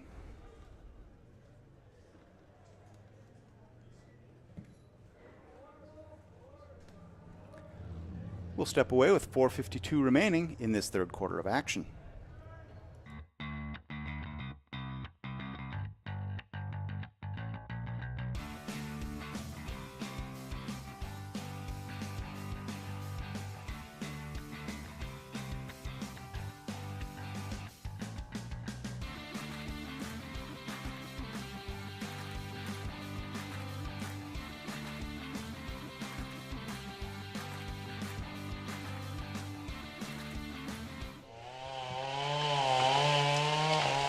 Welcome back. Short kick covered just across the 50 by number 53. And the Wildcats will set up shop there.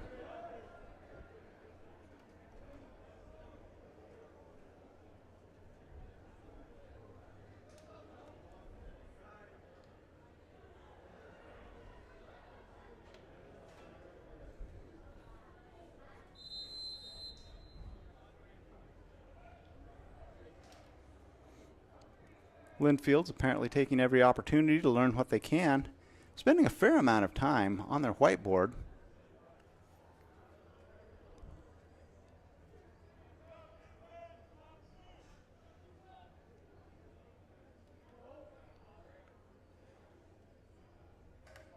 Number 7 takes a snap, back to pass, looks right, looks left, scampered out of the pocket to his left, under pressure, and number 25 finally cleans it up for the Loggers.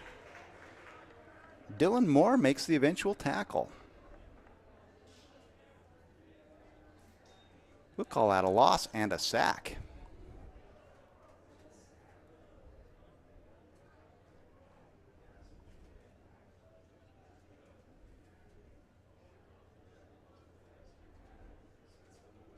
Loss of 2 brings up 2nd and 12.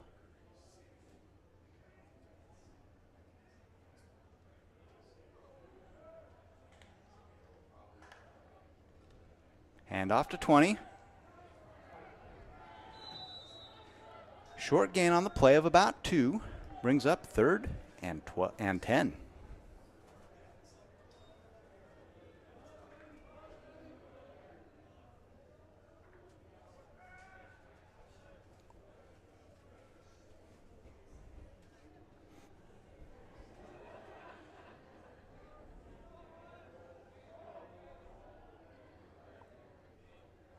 .330 remaining in this third quarter.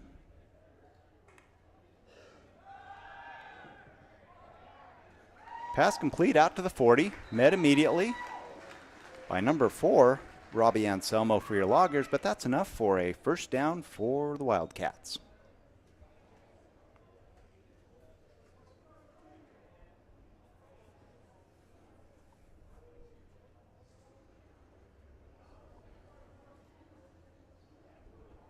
First and 10 on the 39.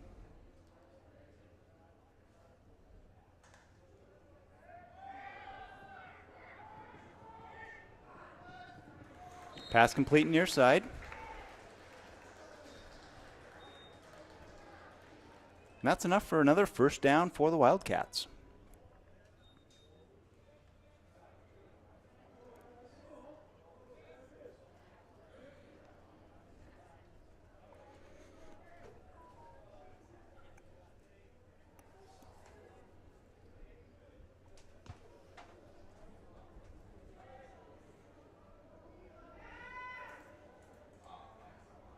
Number 7 set to take the snap.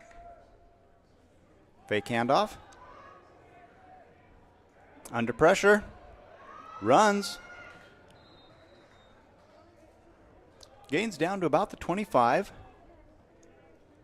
They'll spot it at the 24. Gain of 4 on the play. Brings up 2nd and 6.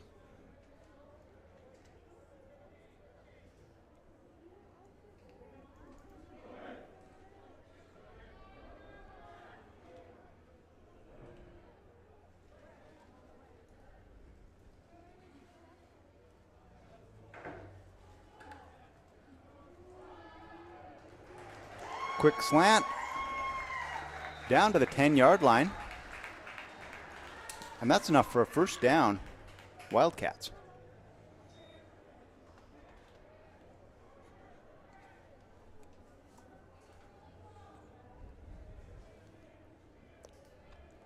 Clock is running, 1:30 left in this third quarter.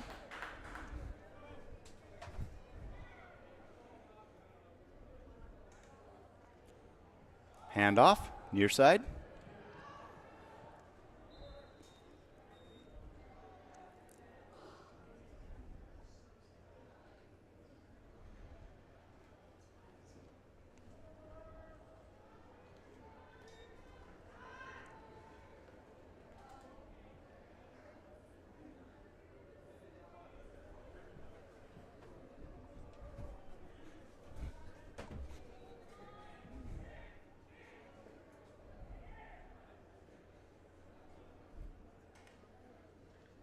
Fake handoff, rolls to his left, met.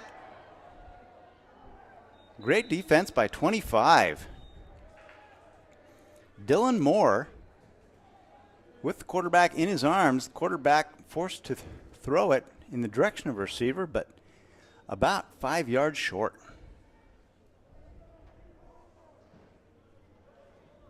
That'll bring up third down. The incompletion stops the clock at 41 seconds.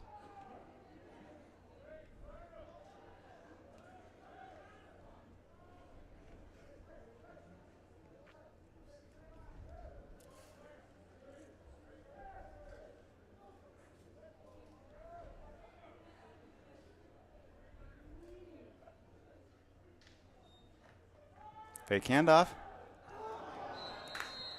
Off the hands of the intended receiver, incomplete.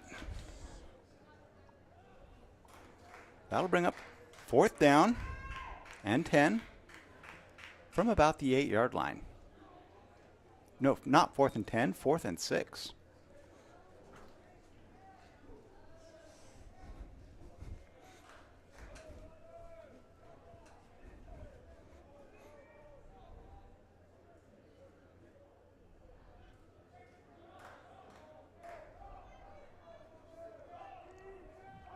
Wildcats appear set to go for the touchdown or first down.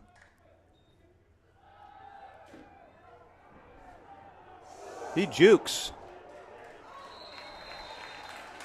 and is down, but enough for a first down.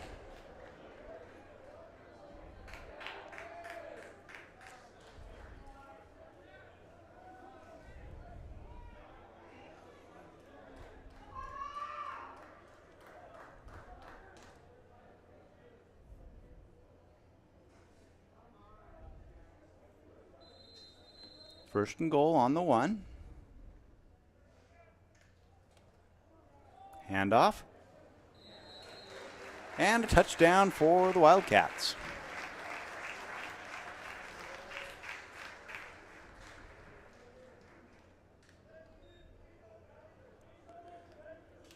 So with the touchdown, Linfield has 20, your LC Valley Loggers 34.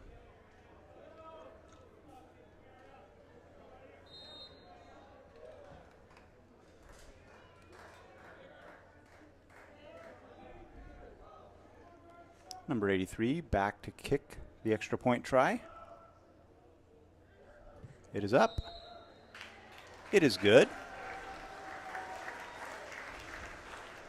So with 21 seconds remaining in the third quarter, the score becomes Linfield Wildcats 21, URLC Valley Loggers 34.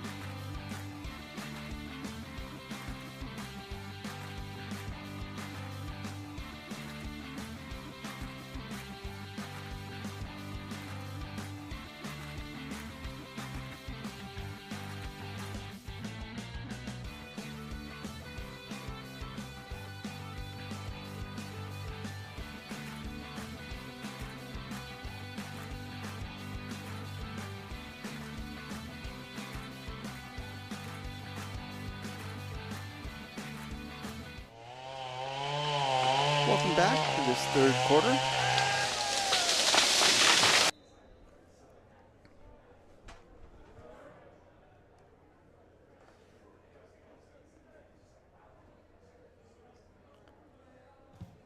Kick is away. Fielded at about the 8. He's got some room. He brings it back all the way to the 40. Solid return, I believe, by Taylor Morris.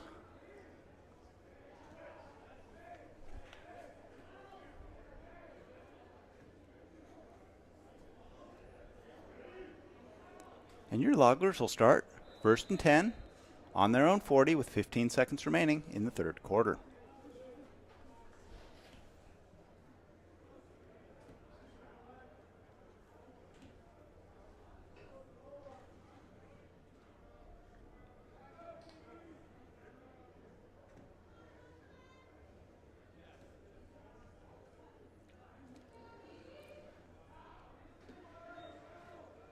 Inside handoff.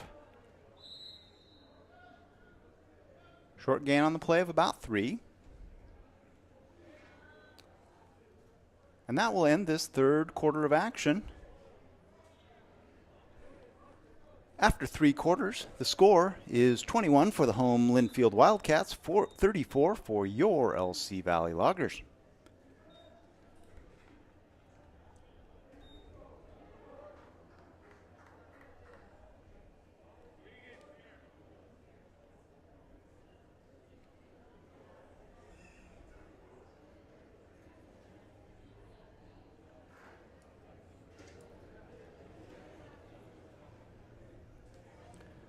So the Loggers gather on their home far sideline to discuss preparations for the fourth quarter.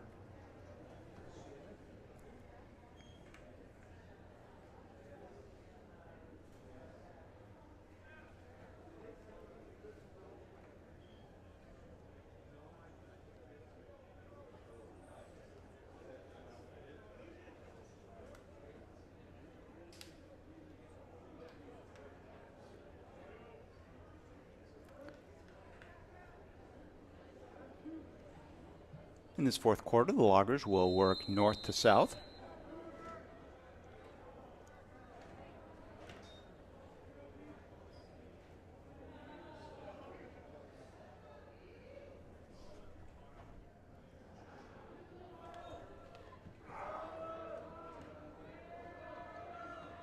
And a good run.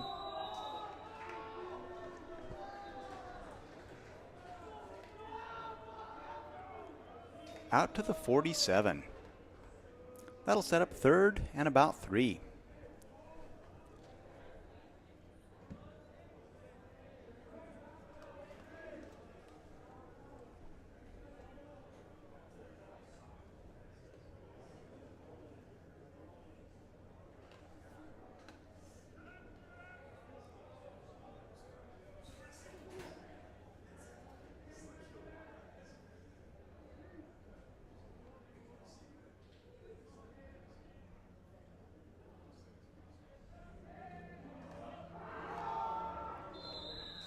Good hard-nosed run by number 4, Robbie Anselmo, for a first down. Loggers.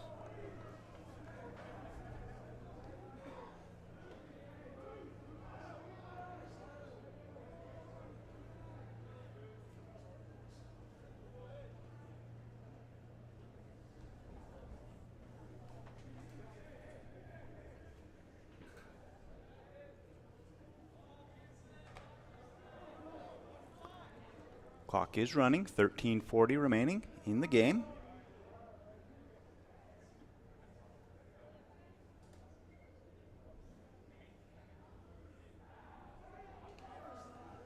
Hand off to number 20, comes near side, has room on the outside. And a good gain out across the 45. Looks like they'll spot it at the 43. And bring up second and about 4.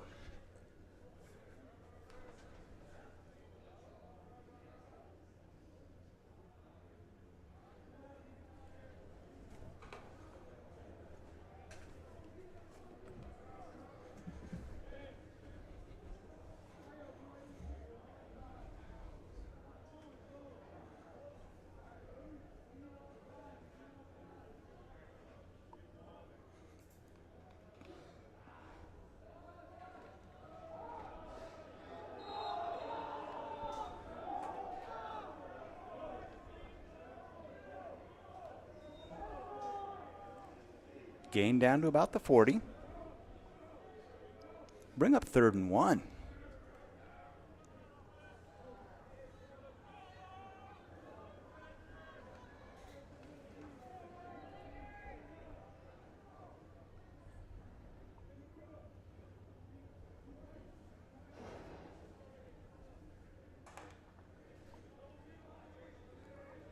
Loggers in no hurry. Play clock down to 10. Game clock down to 12.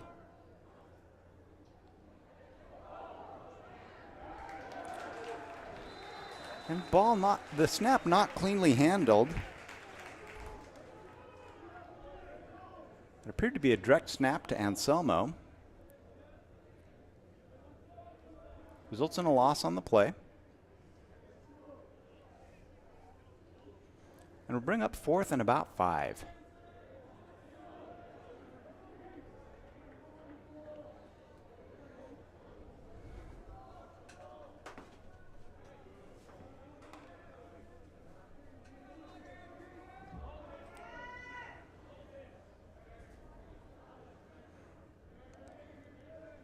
Fourth and 5 from the 44. Back to pass. Pass broken up, intended for 81, Braden Stapleton. Incompletion results in a turnover on downs. And the Wildcats will start this possession on their own 44.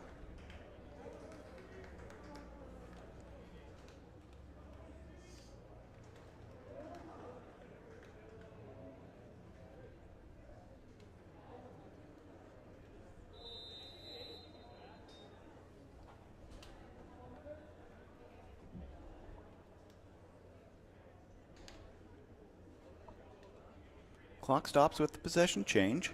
11:04.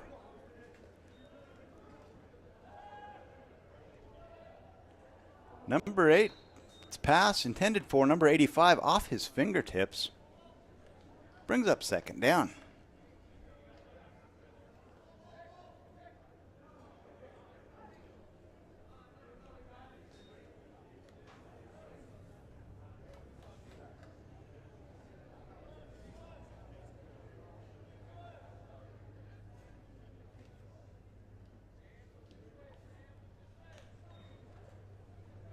Inside handoff. Well sniffed out by number 47 for your Loggers. Ryan McGee with the tackle. Short gain of about 2 on the play. 3rd and 8.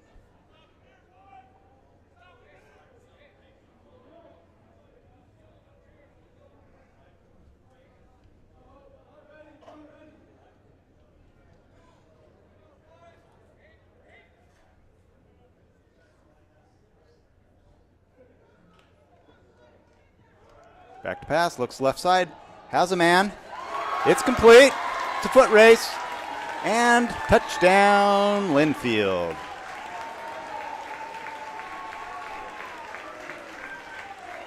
Number 86 with the reception. I believe that's Jace Jordan from Grant Pass, Oregon.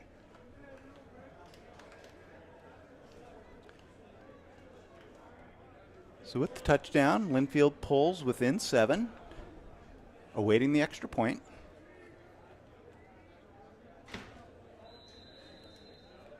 '83 back to kick.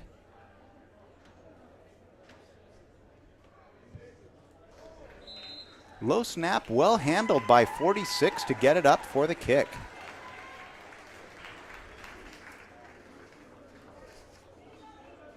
Really good effort by Greg Filardo. He had to grab the ball off the ground, spin it, and get it in position for the PAT. So after the kick, score is now 28 for the home Linfield Wildcats and 34 for your LC Valley Loggers.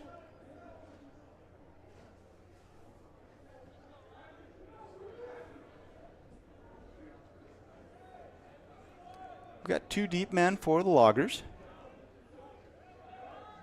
At about the 2. They appear to be a man short in their formation.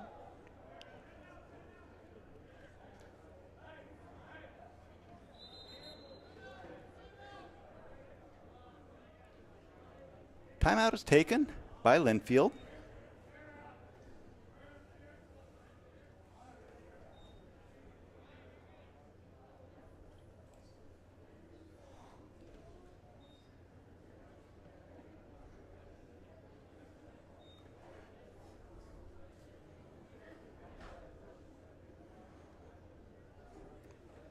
I'm not certain why Linfield took the timeout with the man advantage.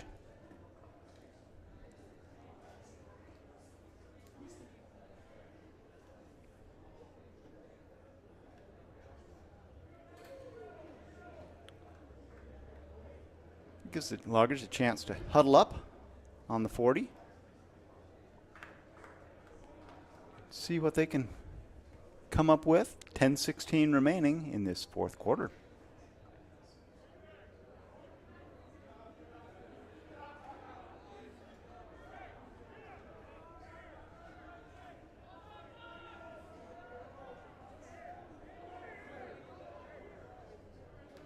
Looks like a possible onside kick formation, and it is. Onside kick goes out of bounds at the 46, 44, and a Logger is shaken up on the play.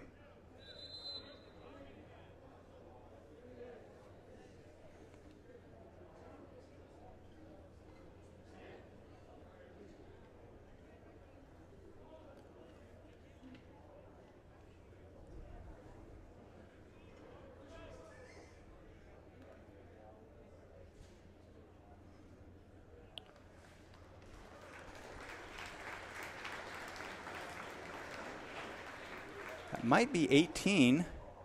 Butcher shaken up on the play. I believe it was. He'll come out.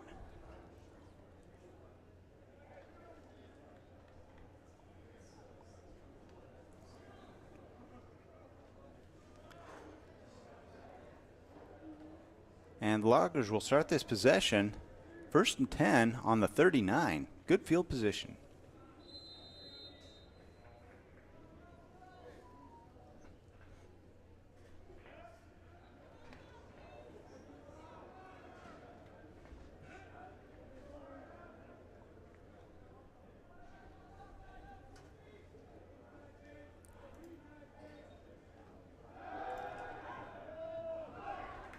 Pass incomplete.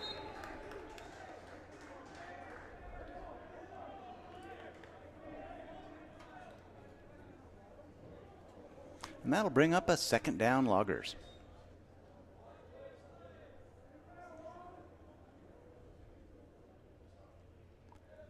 Stopping the clock with 10:14 remaining.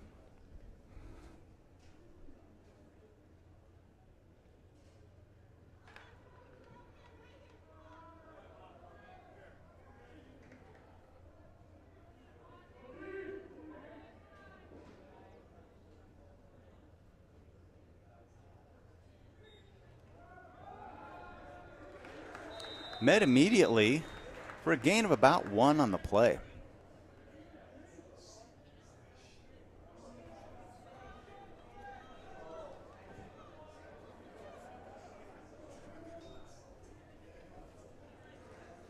That'll bring up 3rd and 9.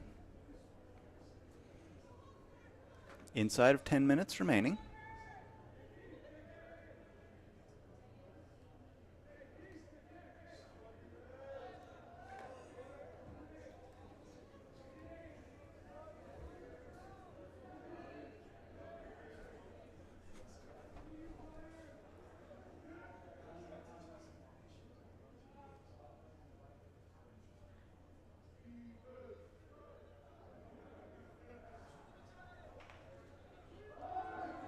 Handoff, met behind the line.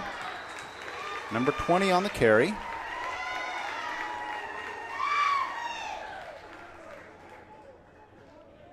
Rennie Olivares with the carry. Loss of about 1.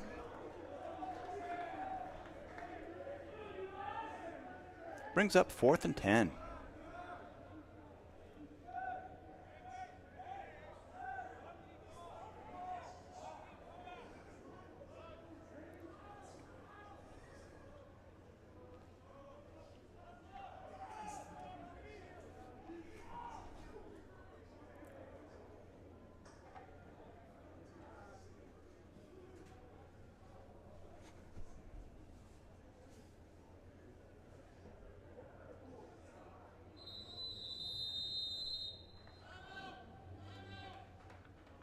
Timeout taken by the Loggers.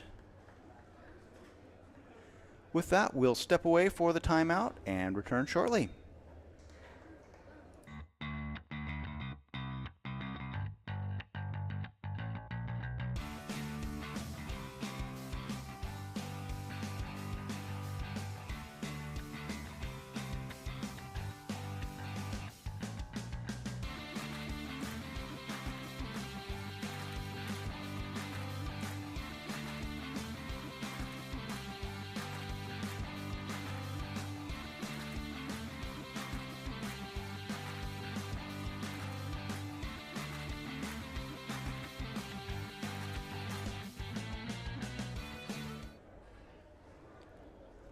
Welcome back to this fourth quarter of action from McMinnville, Oregon.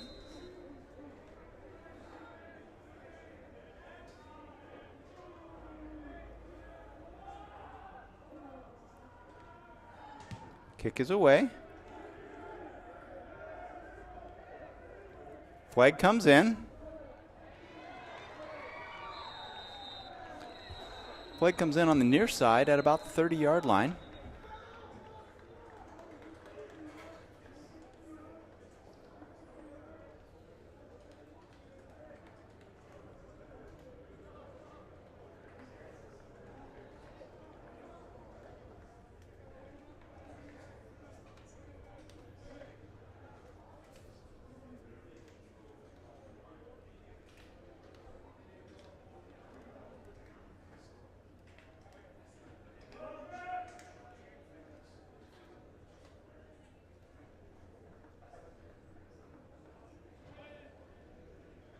Personal foul. Face mask. Called against the Loggers.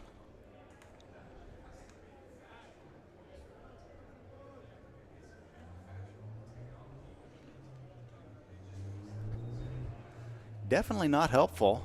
8:12 remaining in this fourth quarter. And a good special teams effort, at least partially washed away by the personal foul. The Linfield Wildcats will start 1st and 10 on their own 36.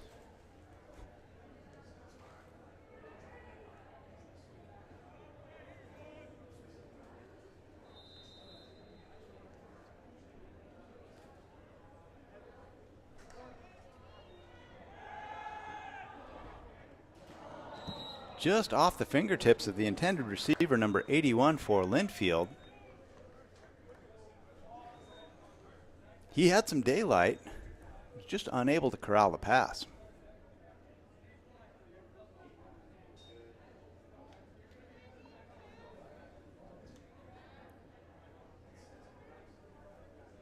Second and 10, 8:08 remaining.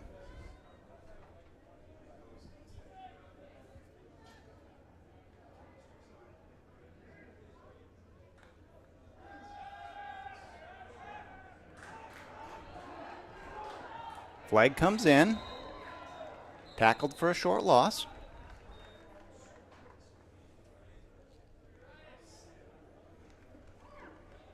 Holding on the offense.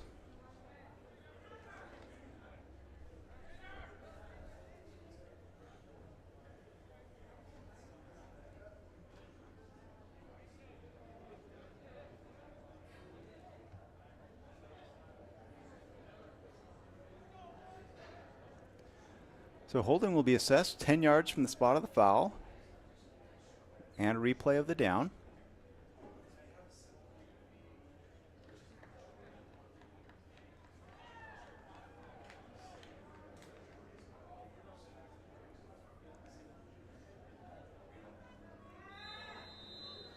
So second and about 20.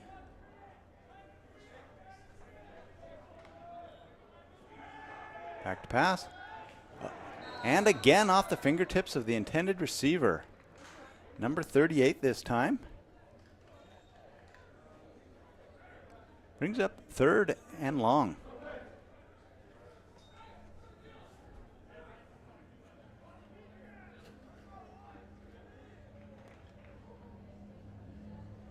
I believe it's 3rd and 19.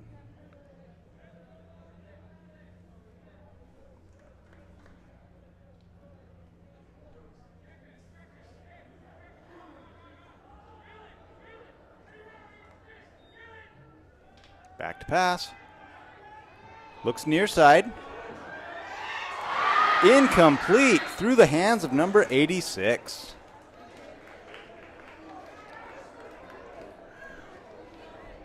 Looked like the route was well run. And he had a little bit of separation from his defender at the end. Was just unable to corral it.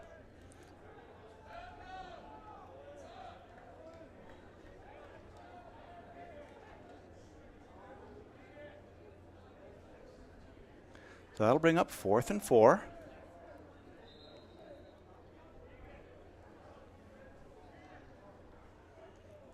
Deep man for the Loggers at the 35. Near man at midfield.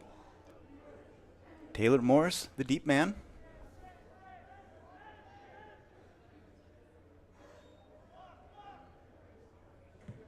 Kick is away. It's a good kick.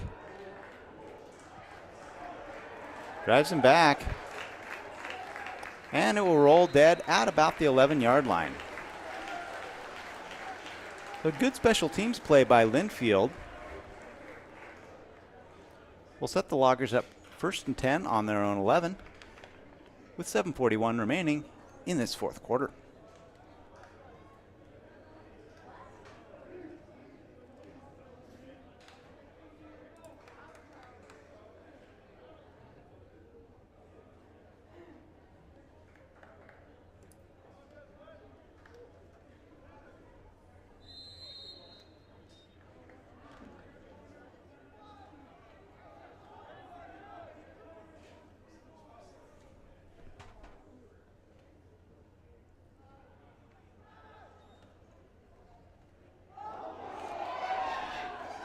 I believe that was a fumble. Linfield thinks they have it. And the officials agree.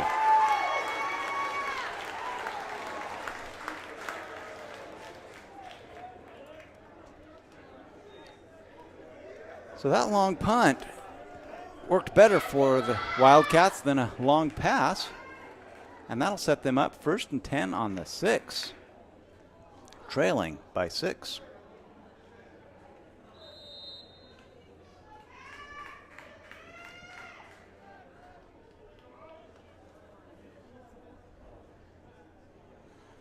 So we've had a number of short possessions this game. We'll see whether the Loggers can get the ball back quickly.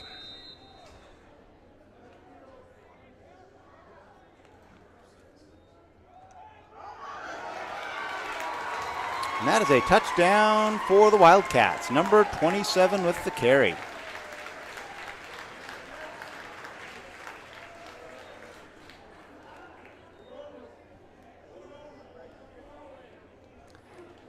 So it's all knotted up, 34 apiece, with the point after attempt yet to come.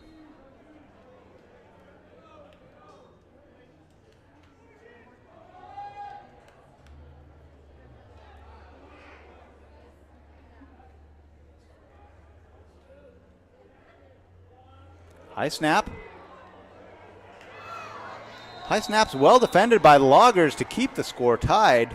The extra point try is no good.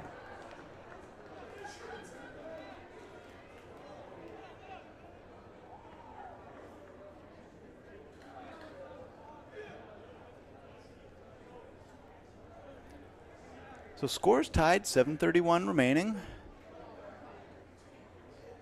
Last time Linfield tried the onside kick, unsuccessfully. Loggers might be loading up that far side of the line.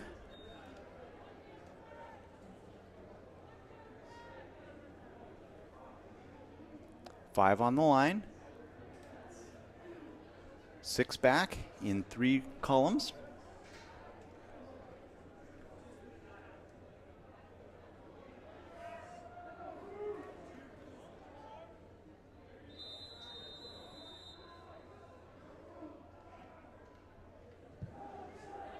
Kick is away.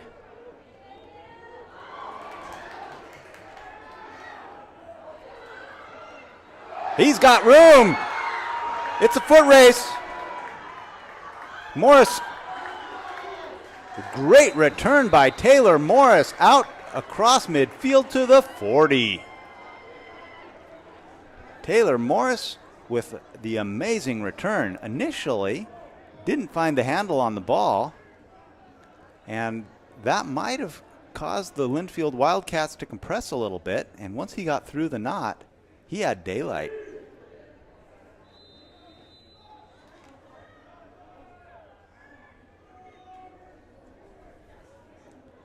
First and 10 on the 39.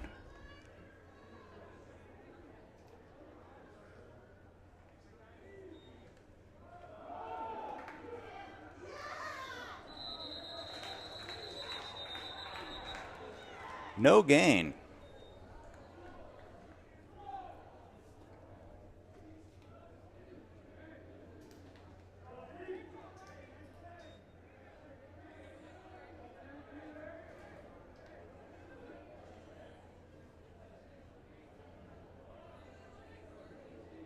Clock is running, 6:45 remaining. 2nd and 10 on the 39.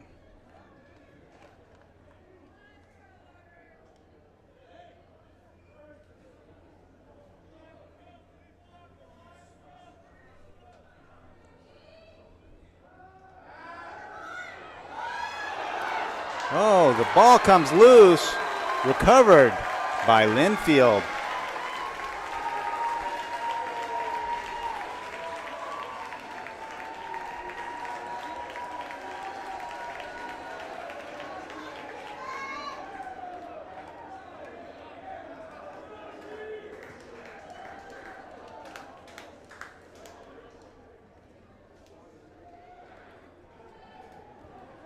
So Linfield will take possession with 6:26 remaining. Score tied.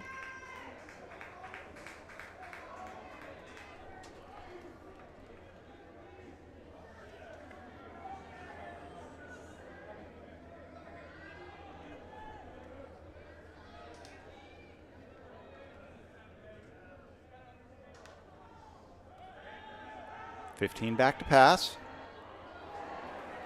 He's got a man.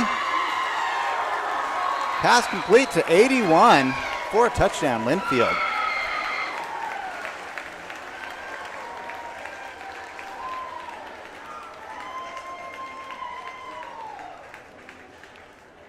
And with the quick strike, the Wildcats go up 40-34.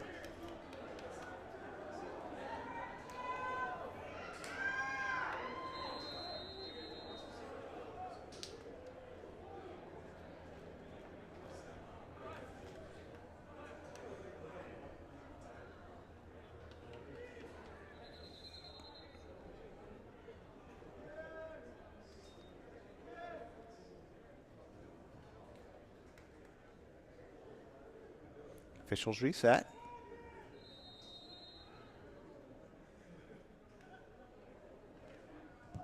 Kick is away, and it is good.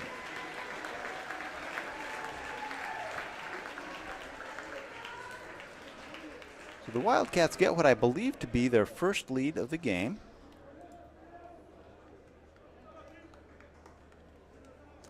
I stand corrected. They had a 7-6 lead in the first period.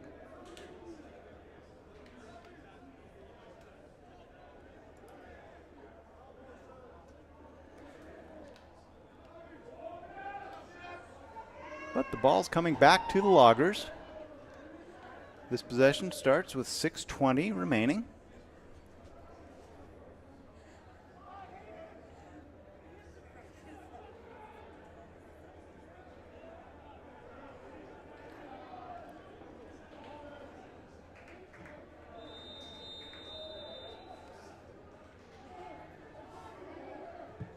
Kick is away. Into the end zone for a touchback.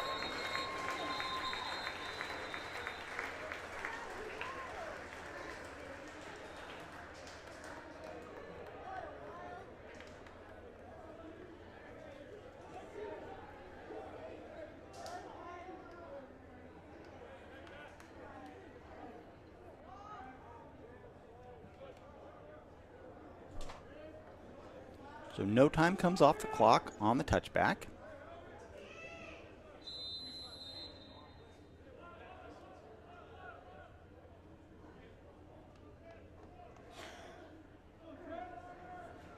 Loggers will start this possession, 1st and 10 on their own 25.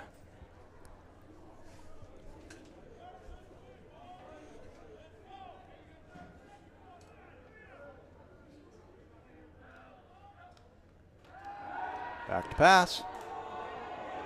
Got a man. Incomplete. Intended for 81.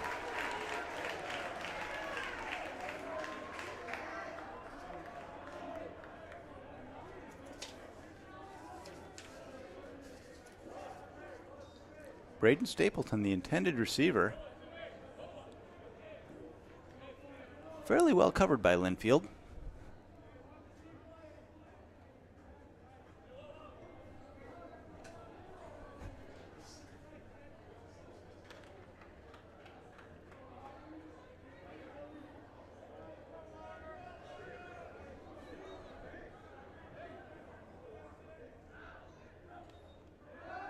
Wong back to pass.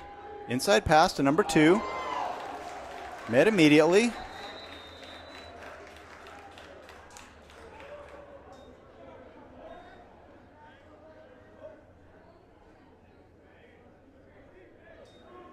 No gain on the play. 3rd and 10.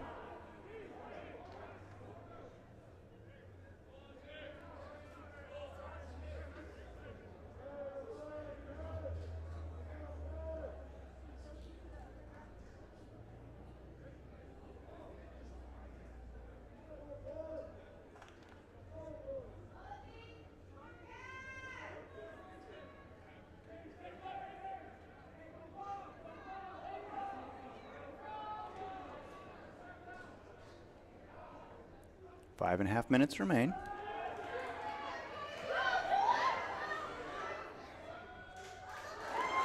Pass incomplete.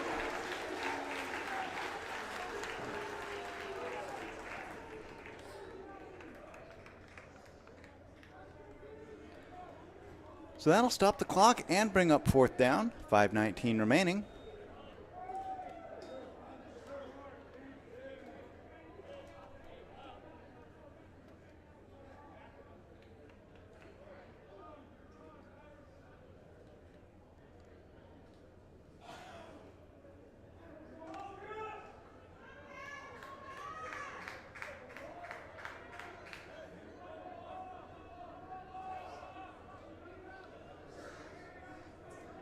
Loggers need 10. Back to pass. Under pressure, rolls to his left. Intercepted.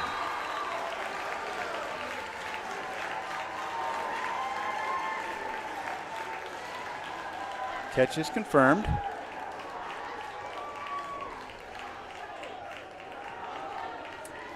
Would have been a lot better field position for Linfield had he knocked it down.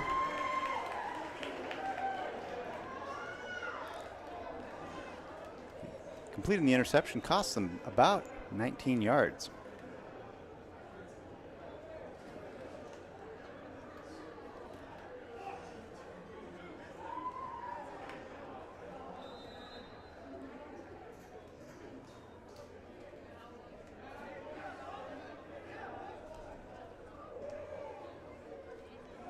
First and 10 on the 39.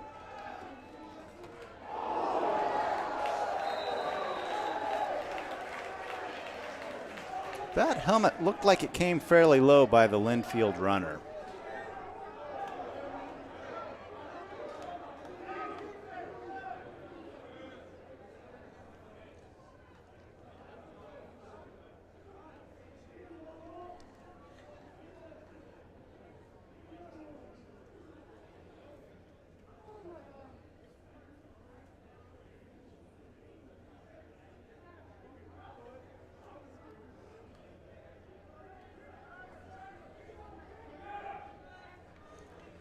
Second and about 3.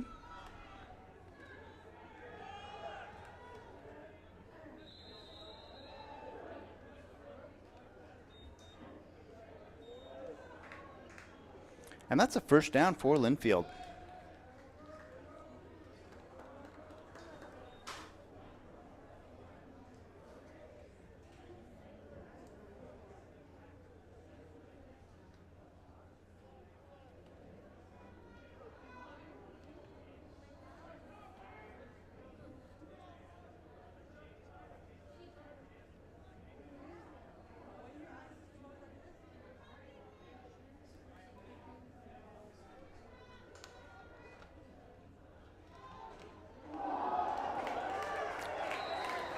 Short carry by 27. Gain of about 7.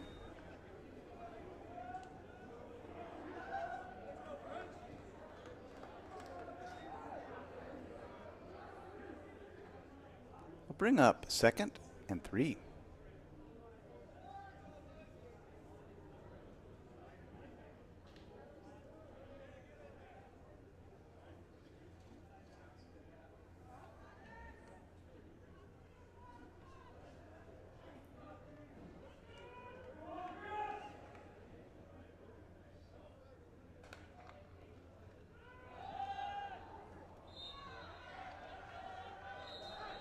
No gain.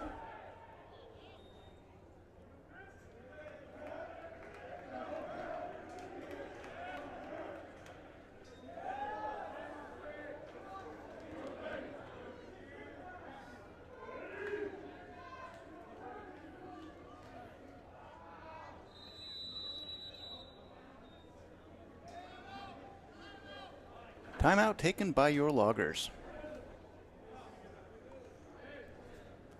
So 2:35 remaining in this contest.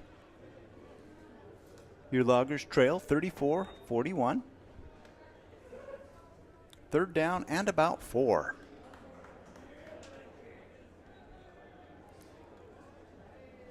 Getting the ball back here without giving up points would be huge for the Loggers.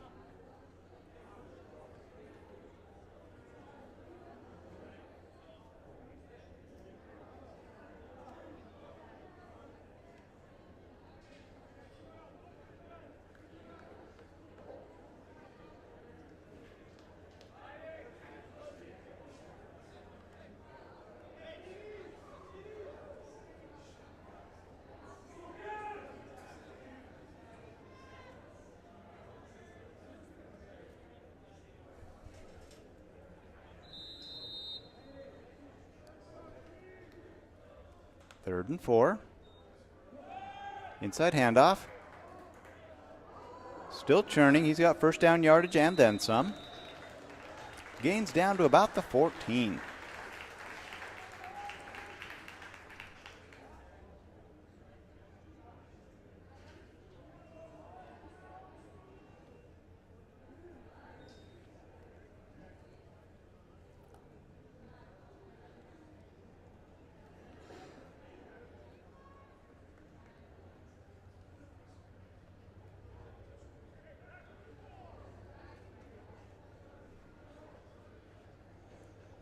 Clock is running. 2:12 remains.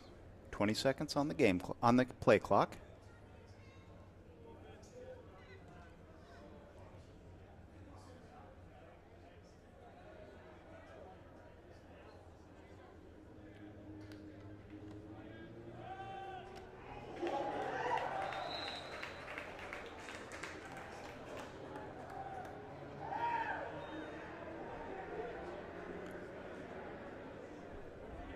That'll bring up 2nd down.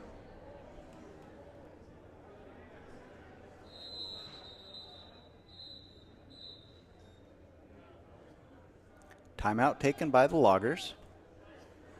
Possibly for the shaken up player on that, Ryan Cody. And that was the Loggers' 3rd and final timeout of this second half.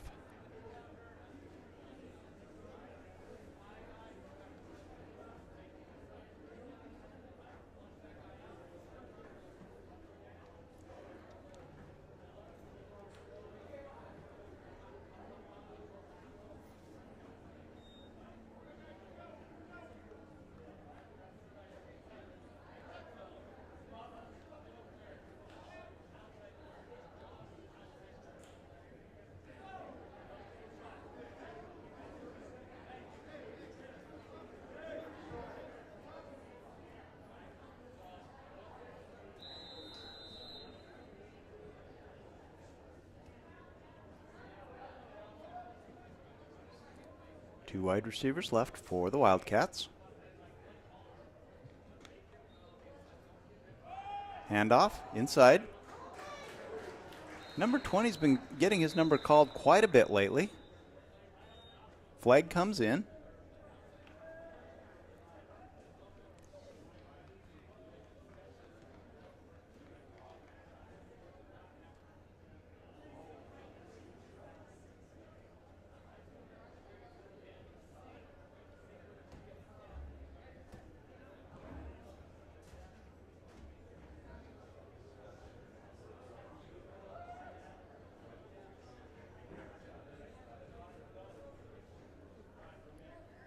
Penalty is against Linfield.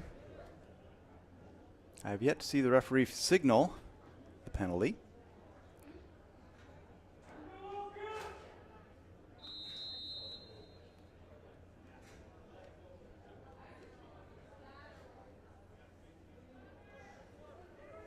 I may have not found him in time, and he may have already signaled it.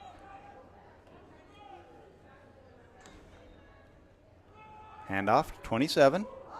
Still on his feet. Down to the 5.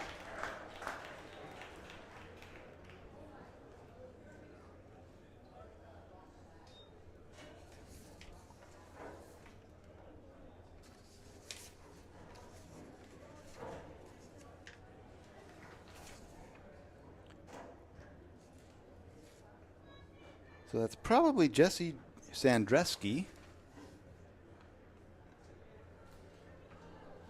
And it's 3rd and 1. 47 seconds remain, clock running. 12 seconds on the play clock.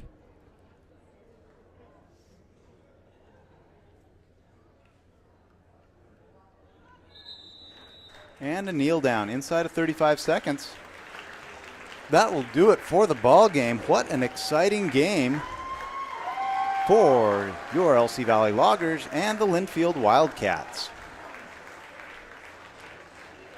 So from a player perspective, I was really pleased with the progress since the Pacific Northwest Christian College game 2 weeks ago, where the Loggers suffered from a few more penalties than necessary, and just a really competitive day.